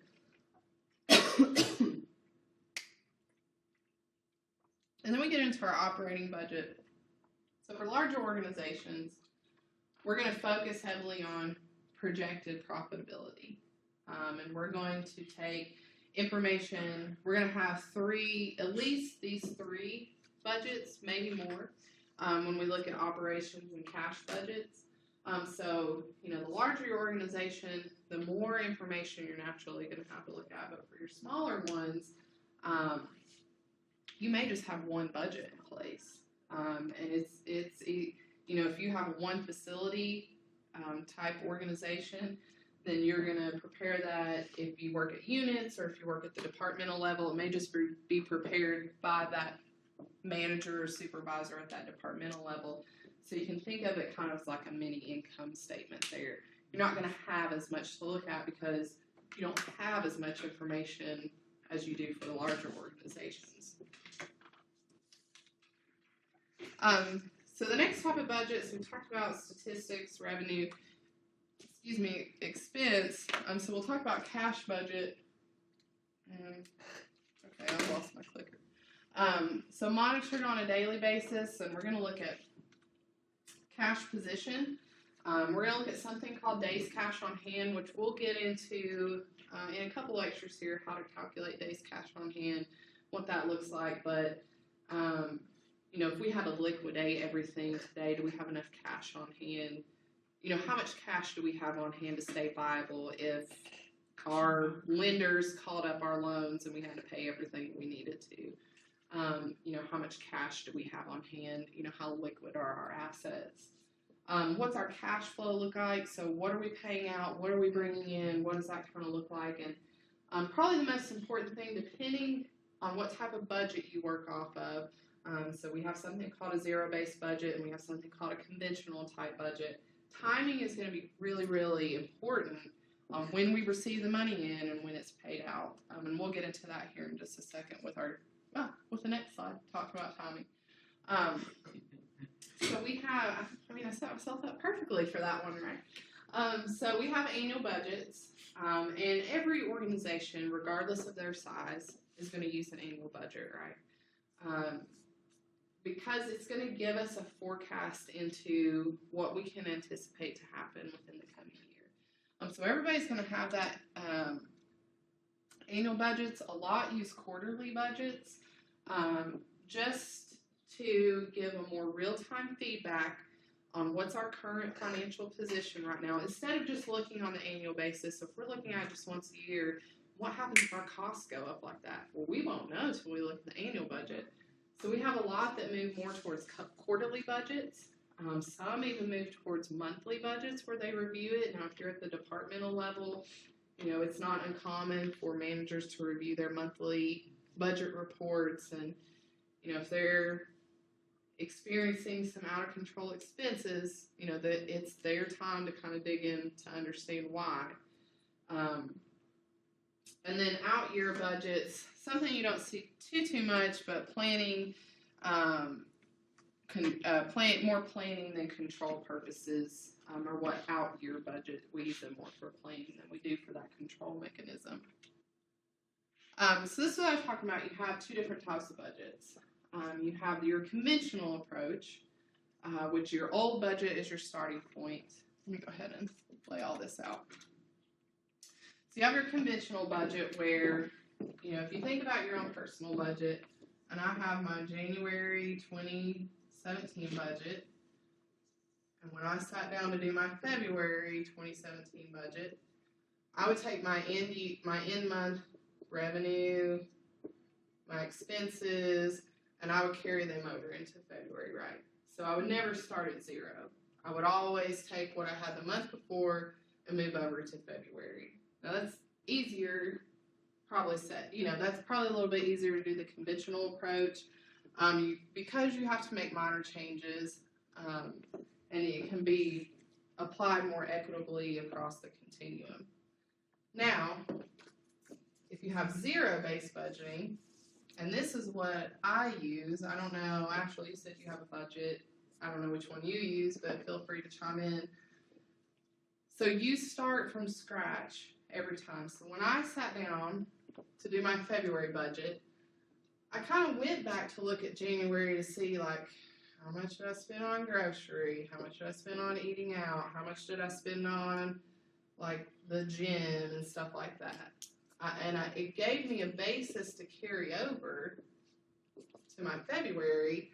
But as far as my income, I have it separated out by me. I have it separated out by my husband.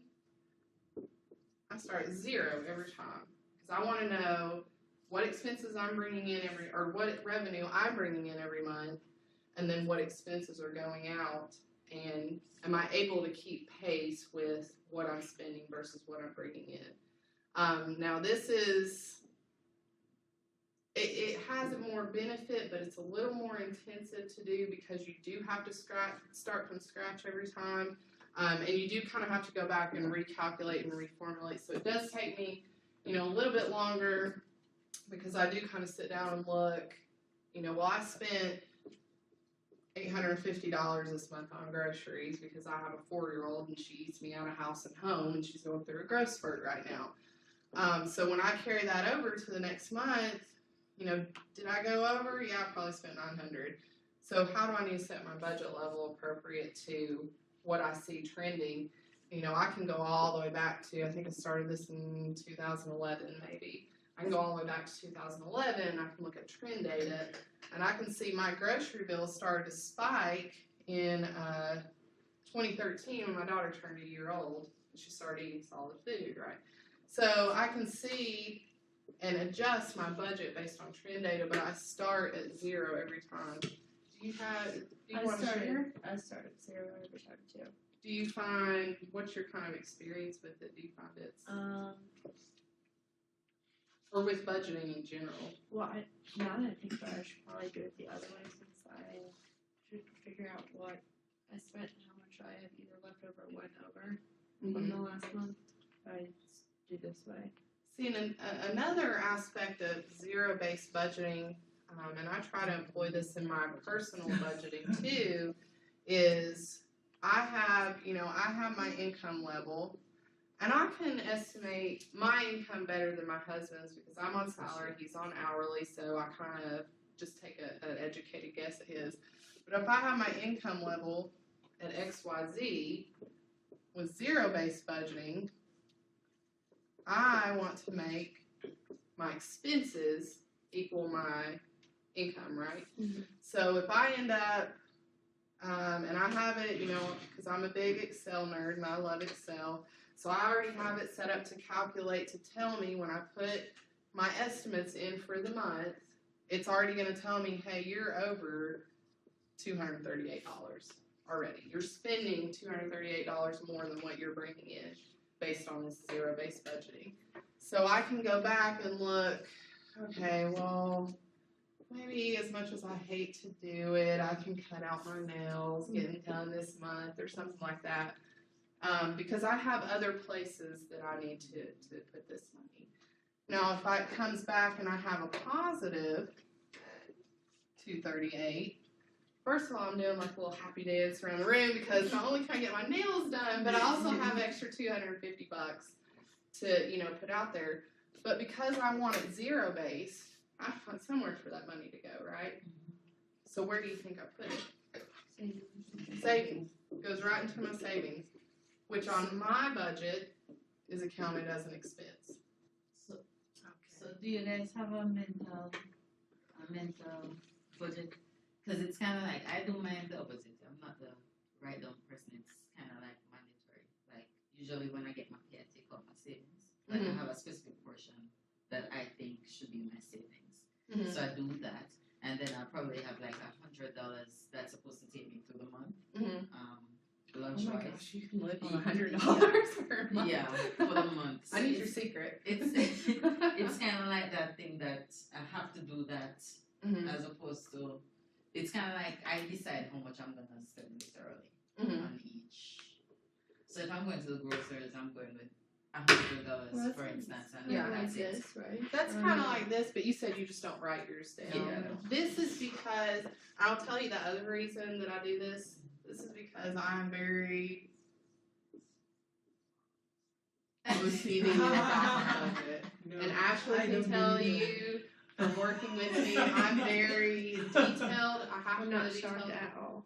Do it. I'm not shocked at that. So I have to be very detailed in my budget because I have to know, because I kind of manage the finances in our family, so I have to know what's coming in and out of our down. I can tell you almost down to the penny what our ins and outs are, even to the point where I have a little cell. Of course, I have it all set up on Excel. I put little comments in that say, okay, we spent $2.50 at McDonald's, and I can go back and tell you exactly what we spent and where we spent it at. And you have, so you I keep have yours it on. there. My personal information, I have it here. I have a business at home. Oh, that do I you? actually do the, I'll go through. So which budget Cool. type do you employ for your business? The zero base budget. I hire somebody to do it. That's why people are trained. Yeah.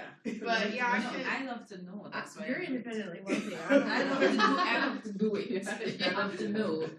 But you can see why zero-based budgeting. It's Oh, just a makes more little. sense. My money. It makes more sense, but it's just a little more resource intensive because this takes me a while to do. I mean, my husband and I have budget date nights at the end of every month, and we have dinner and we sit down and look at the budget and we kind of calculate out what's going on next month. And that's how I was able to tell him that he spent like $300 redoing our little camper when he thought he only spent $50. And so when I showed him, he couldn't believe it. He's like, I didn't know I spent that much. Well, yeah, and I can tell you exactly where you spent everything. So he likes to make fun of me, but it's just my OCD nature. I can't really help it. It doesn't really surprise anybody if you really know me. So, I mean, are you surprised, really? No. So traditionally, because this one's a little more resource intensive, what we see used a lot more is conventional based budgeting. Both good structures. I don't want to kind of discount conventional based. But just for ease, we're naturally going to follow the easier path. Just like we talked about with CCR and RBUs, we're naturally going to follow the easier path. And so when you think about a system, the size of Mountain States Health Alliance, they're not going to have somebody that can be dedicated to sit down and do this zero-based budgeting every month to get the reports out. So you'll find a lot, especially in healthcare, a lot more are going to follow this conventional-based budgeting approach. Maybe because they do the same thing. Do I? I said maybe because they do the same thing, so the budget might just require just minor changes. Yeah, and that's what, I think I just messed it up again.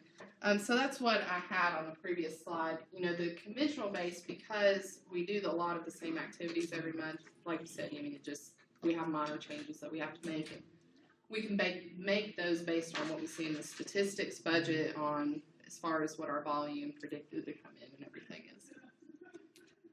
So once we decide what kind of budget we're going to do, whether it's conventional or zero-based budget, we have two different thoughts on how to start constructing those budgets. We have something called a bottom-up budget. I've bolded these for a purpose because there are a lot of benefits to doing bottom-up budgeting, particularly if you want to have your employees feel vested in your organization, because, happy employees, increase morale, they're going to come in and, probably work harder for you than if they're really disenfranchised and feel like you're not listening to them. So if we tie this back into strategic planning, we're going to be able to push them or give them kind of that push to commit to achieving goals, achieving objectives, achieving goals, tying back up to achieving our mission, vision, and value statement. But it's going to give them an input into the process, right? They're going to feel like they have some say into what we spend, what our organization decides to spend its money on and what's important in terms of how we work to achieve that mission vision. And then the manager is overall, just closer to the revenue expenses. They have a lot more control or a lot more say and input. But the other thing, and I didn't have enough room on the slide, I was kind of doing this on the fly, but another thing that's important and what sometimes is hard to kind of foster, but it gives some level of accountability, right? So the manager at any kind of budget meetings, they set the budget, and you can kind of say, hey, Ashley, you set this budget and told me you were going to spend $10,000 on supplies this month, and I looked at your budget and you really spent $50,000 on supplies. Yeah, that's probably what my face would do too. So can you tell me kind of what happened? And it kind of builds in that level of accountability that we need, especially for larger organizations. So budgets are constructed at the manager level, and if you're in a larger facility, you can work with an analyst, and they can kind of help you bring the numbers together. But those are sent up to your facility or your system CFO, who will send it to the finance department. So remember, a couple lectures ago, we talked about the structure, and the CFO is like over finance and comptroller and things like that. So CFO will send it to the finance department to review. Finance department will put together this master list of all the budgets for all the for all the facilities and departments across the system, and then ultimately that budget's going to be sent to our board of directors to either approve or send back for some type of revision. So budgeting, very lengthy process, but there are some benefits to doing this bottom-up budgeting. But then talking about top-down budgeting, top-down budgeting, so we start senior management guidance here at the finance department level. It's a little easier to implement because you don't have a large collection of people trying to tie up resources to get this budget together. But the downside is it's really authoritarian in nature. So people may see, that's why it's called a top-down, right? People are going to feel like you're pushing this down onto them. So there's a lack of communication, but why would there be a lack of commitment in this certain type of budget? Because they're not buying into They don't really care. If I don't feel like we need to buy this $1 million piece of equipment, I'm not really going to be committed. I don't feel like I have a say into it. So you may set yourself up for some issues with communication, some issues with commitment, especially if, let's go back to saying, in the bottom-up budget, you have the manager closer to revenue and expenses. Well, in this top-down, they're probably furthest away from revenue and expenses, right? So if they're trying to say, this is what I'm thinking we're going to spend this month, but finance department, senior management says, no, you are going to spend this month, and you better stay within that level. End of the month comes, and it happens, hey, I told you I would spend this much, and this is why I did.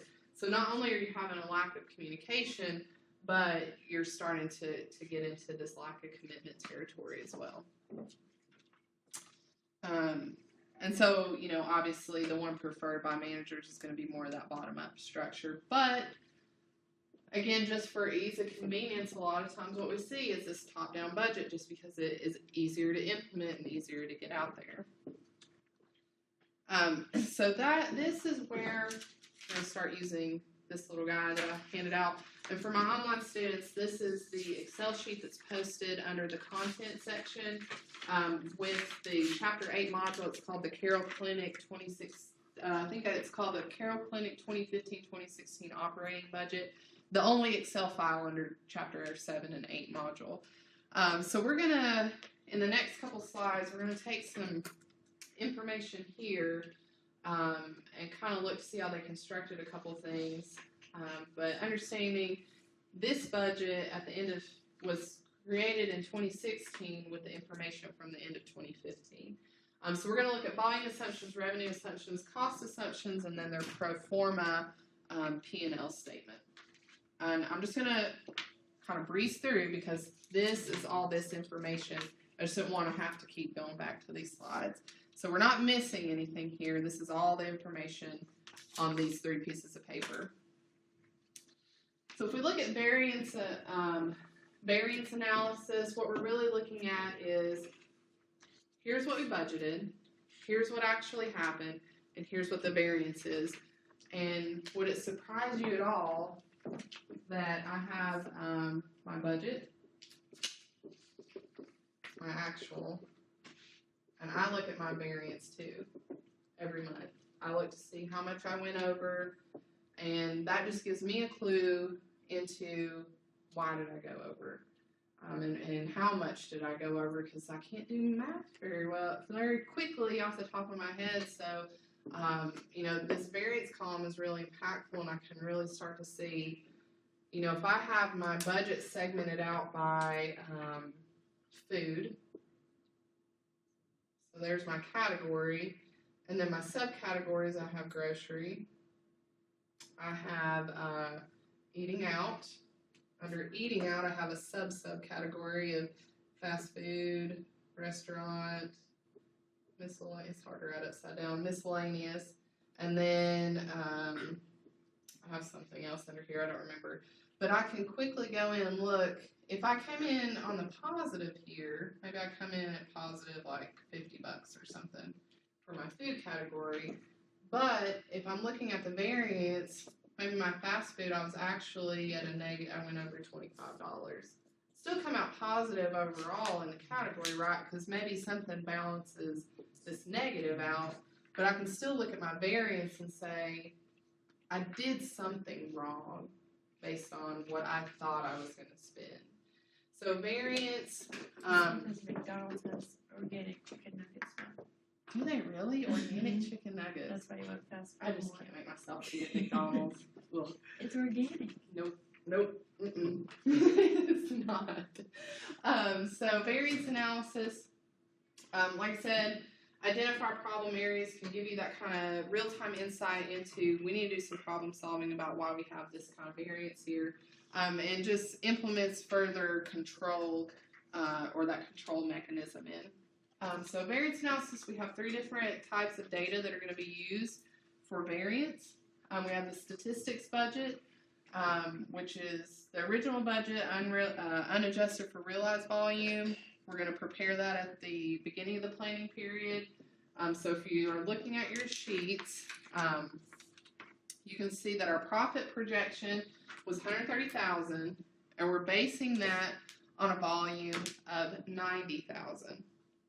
So does everybody see, because I was looking at this question here to remind myself to ask you, does everybody see where that volume assumption comes from?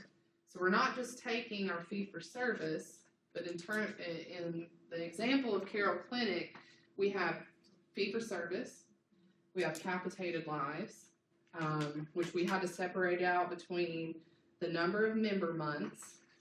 So there was 360,000. How much of that is expected utilization? So about 15%. And then what the total number of that was going to be was, so that amounts to about 54,000. And then our total expected visits, which amounts to 90,000. So we take our capitated plus our fee for service, and that's what's going to give us the 90,000. Should. No, that doesn't add up. It should, yeah, it does. It does. Okay, sorry. Yeah, so that should add up to 90,000. So that's where we're going to start out with our volume assumption, based on what we see at Carroll Clinic operating budget. So our realized actual data, Again, it's realized it's actually happened. So this is after the facts. And then we have something called the flex budget. So it's has been adjusted to reflect the realized volume. So if we're expecting 90,000, but maybe we get 91,000 in, we have that flex budget built in to kind of account for that volume adjustment. So we're using all other statistic budget assumptions within this. So let's say that it's now last month, and the operating results for 2016 have been compiled, which you have here. I think the first was the budget, the second page was the results, and then the third page was the static and flex budgets.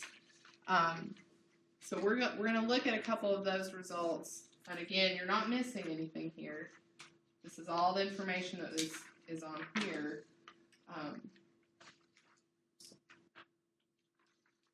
But take a look for a second and let me go back. So when we look at revenues, so take a look at your operating budget versus your results budget and tell me kind of how the revenues compare with each other. So I'm going to turn the light on, it got really dark in here. So how do revenues compare between what we said was going to happen and then what actually happened?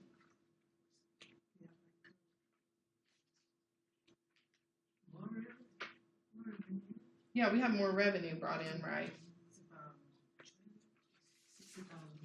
Than what we accounted for.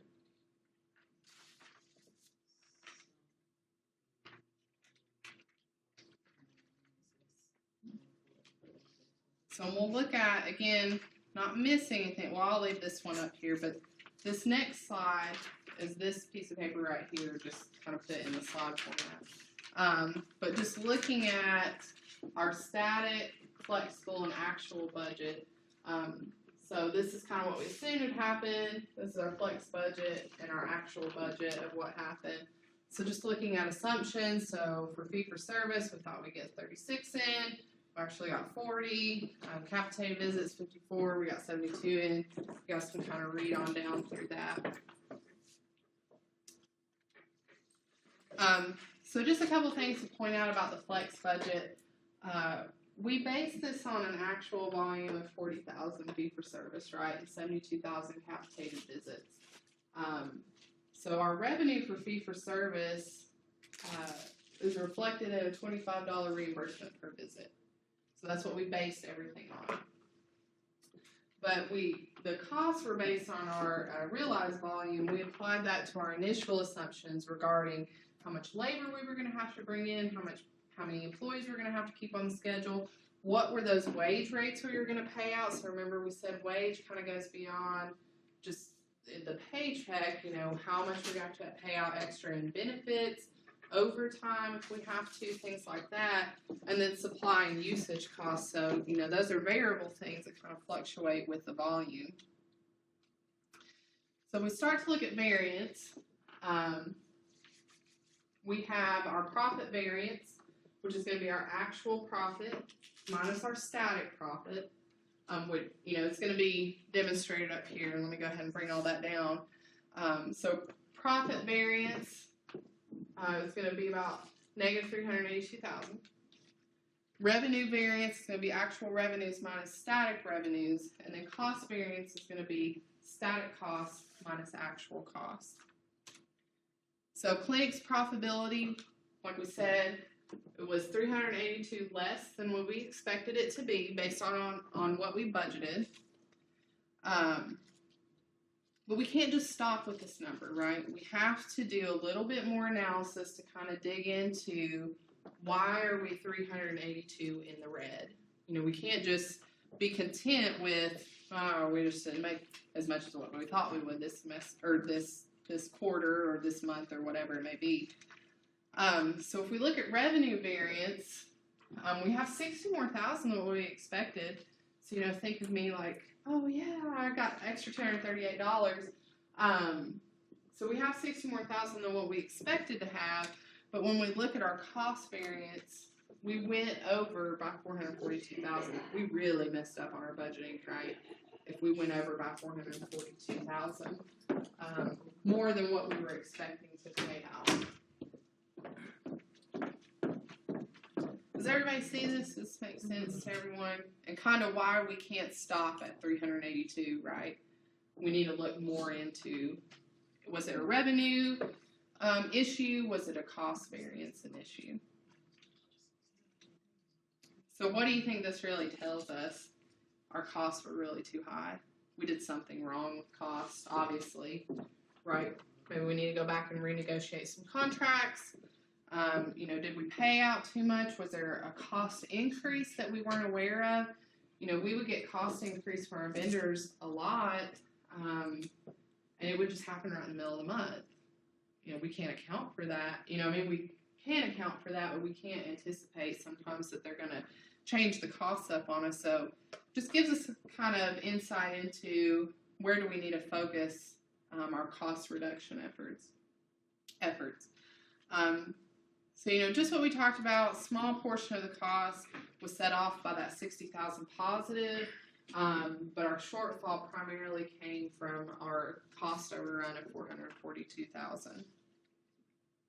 So if we look at revenue variance, again, all this is on these sheets. The information that you need to solve this is on your sheets. But if we look at revenue variance, so from the price variance we just looked at, now we can kind of start breaking that down further, right? So we took our revenue variance, we ended up with a 60,000 positive. We employed the same kind of mentality here when we're talking about revenue variance. So we want to know, was it a revenue variance because we got increased volume? Was that the primary reason we had 60,000 positive, or was it a price variance?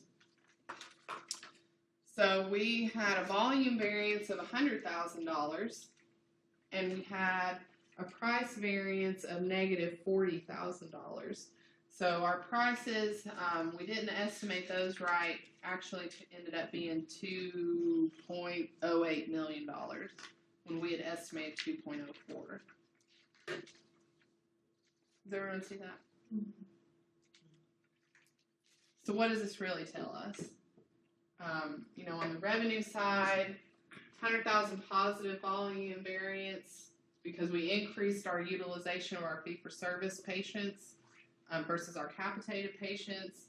But that higher volume was offset by lower than expected reimbursement.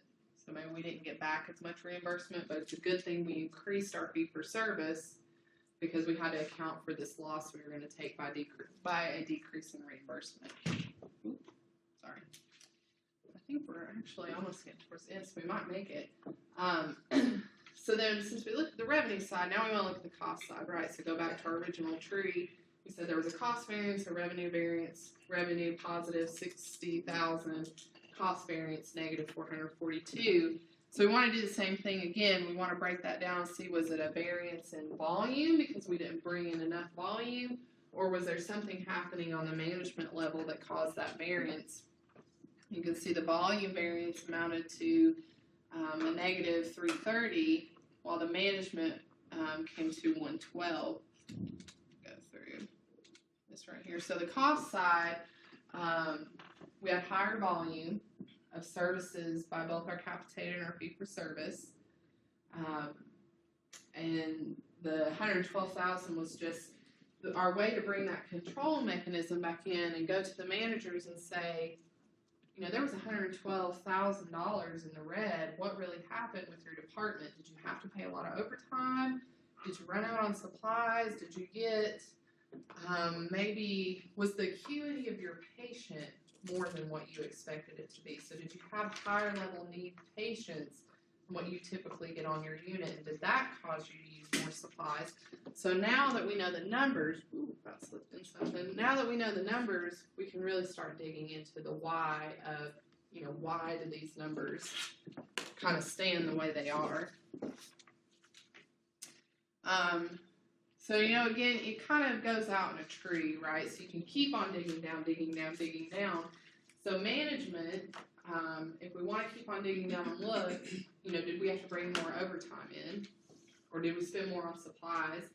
So we can look and see. Well, there's a labor variance of 64, and there was a supply variance of 47. Here's the formula, so we can go through and solve that. So we can start to see, well, maybe we had to bring in a lot more overtime. Do we have to bring in travel nursing to help accommodate with the volume? What did that kind of look like? We can see, just what we said on the last slide, $64,000 due to higher than what we expected labor costs, $47,000 higher than we expected supply costs. So we kind of flew through that, and we still have about 20 minutes left. So what kind of questions do you guys have, or what are some important highlight things that you picked out from today that you may see on your exam next week? I have a question. If you find out that you're not charging enough for service, how quickly is that? Just at a very broad statement, how easily is that able to change? Well, not that Because you have to easily. go through insurance, right? Right. So it will require renegotiations with contracted insurance companies. Okay.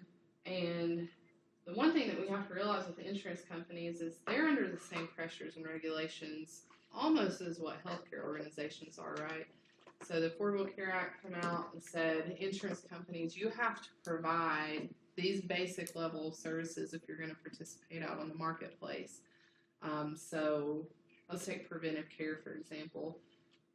Insurance companies, if they participate out on the marketplace for people to go buy insurance, they have to provide preventive care services at no cost to the subscriber, me, the person who bought the plan. But somebody still has to pay that fee to the doctor. And if we realize as the physician, and so we've negotiated that fee out to the insurance company, we realize as the physician's office, we're not charging enough to get our reimbursement how we need to. The insurance company is not going to be very probably open to renegotiating unless it's going to be a significant impact on them to their subscribers, because they would lose, a big player in their insurance, in their in-network pool. So it's a little bit trickier, and just understanding too from the insurance perspective, they have a lot of rules and regulations that they're trying to deal with from that perspective too. I don't know. Does that answer your question? Yeah, so it's Okay. not easy, you can't Not really. No. call up and say, hey. Hey, we that $100 bill we sent you. Yeah. You really need to send us $150, Yeah. or we really need to ask for $150. But can you change it month to month, or is it like a contract type thing? Yeah, so organizations can renegotiate contracts with insurance companies, and sometimes it goes in the favor of the organization, sometimes it doesn't. I'm trying to think if it was Wellmont or Mountain States. A couple years ago, I want to say it was Mountain States, but don't quote me on that. They could not come to an agreement with Eastman. So Eastman is a self-insured. They kind of run their own insurance program for their employees, and they cannot come to an agreement through negotiations regarding reimbursement rates. And so Eastman said, okay, well, we're going to take you out of our network of people that are going to be a network to come to your organization. And so Mountain States lost all the business of Eastman, so it was very impactful. But they're open to negotiations. Now, if they do that quarterly or they do that yearly, it's just dependent on the organization. Yeah. So what else do you guys think? What else questions do you have? Question? Yeah. Yeah. The price setting, is that subject to anything other than the supply and demand? I mean, can we say, okay, our service we're making revenue of 7,000 per month, for example. Can we say, okay, let's make that 15 just out of like that? Is there any organizing body other than the supply and demand? I mean, we were talking about this as if we can, Yeah. Yeah. No, I understand. Yeah, so there is. A lot of times the Federal Trade Commission will come in to kind of watch that, and that's what's happening with the Mountain States Wellmont merger right now.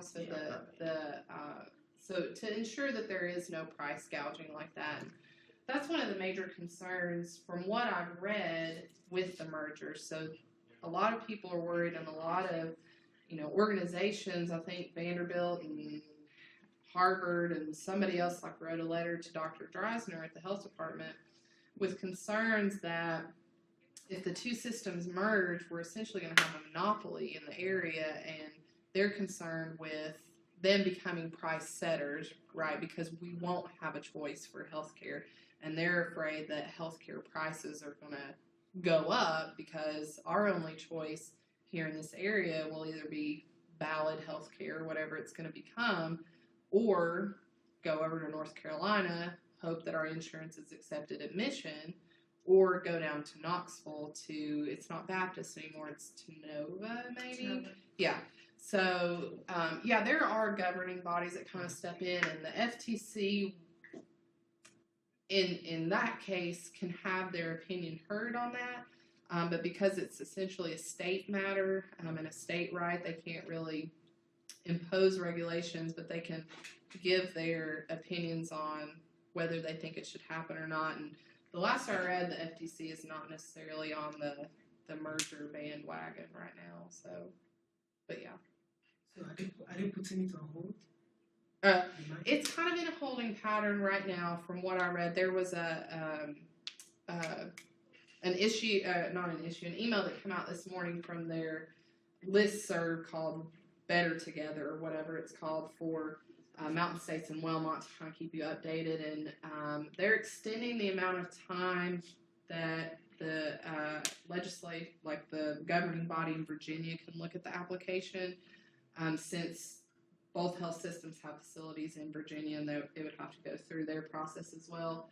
But on the Tennessee level, last I read, they sent the application back. They haven't approved it yet, so it's just kind of in a holding pattern right now. So we don't know. It's just really unsure what's going to happen at this point. Some think it's going to happen. Some think that's probably the beginning of the end for it. So what else do you guys think? What are some other important things, you guys? All good questions. Thank you. So competition helps keep prices.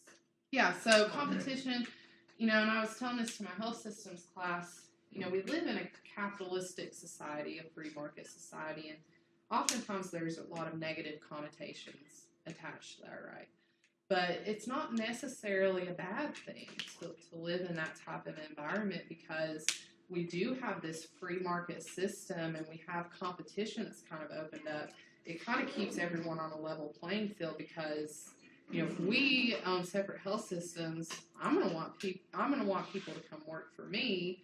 So I'm gonna offer people, I'm gonna offer my nurses more on the hour than you are, so I can attract more nurses, or vice versa with customers. I'm gonna try and negotiate better rates than you, so that I get the insurance contract, and all of those insured are gonna come to my facility. So not necessarily a bad thing. It gets a lot of negative connotations attached to it, but I could go into a whole lecture about why our system is the way it is, but we'd be here another couple hours, and I think everyone's ready to go. So what do you guys think in terms of our self-billing study guide that we're doing? Budgets.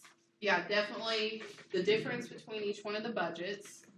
Probably know that the importance of how important the statistic budget is to all the others, and then kind of how to do that variance analysis that we talked about at the end, and why you want to keep digging down.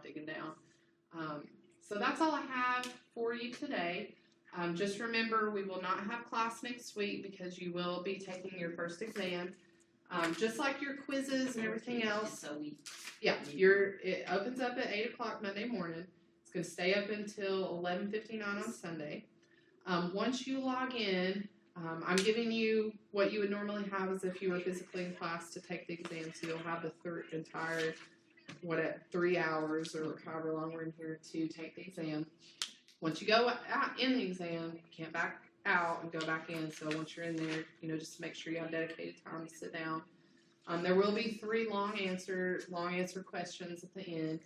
So I would just recommend having a calculator or that's what I was stuff. gonna Yeah, ask you. have something there to do calculations with.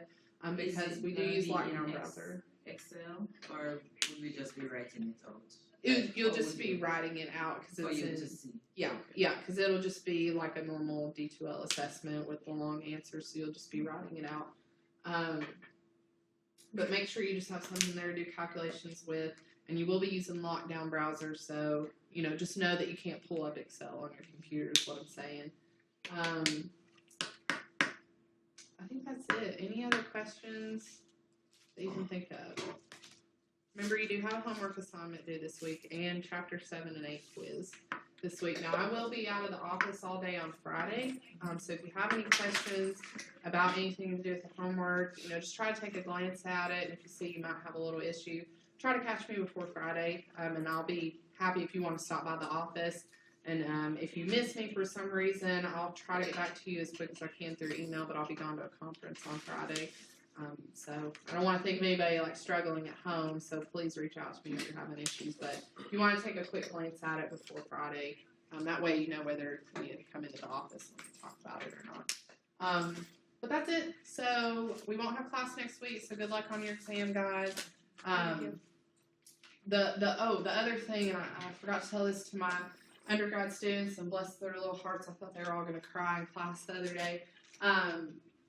D2L will not grade the long answer, fill in the blank, short answer questions. So I have to manually go in and grade those. So whatever score you see when you submit your exam, that's not going to be your final score. It's going to change, and I'm going to try to sit down the following Monday to work on grading everything so that I can get back to you timely. But D2L will not grade it, so it's automatically going to take off. I think those are worth a total of 30 points or something like that. So it's automatically going to show you 30 points short.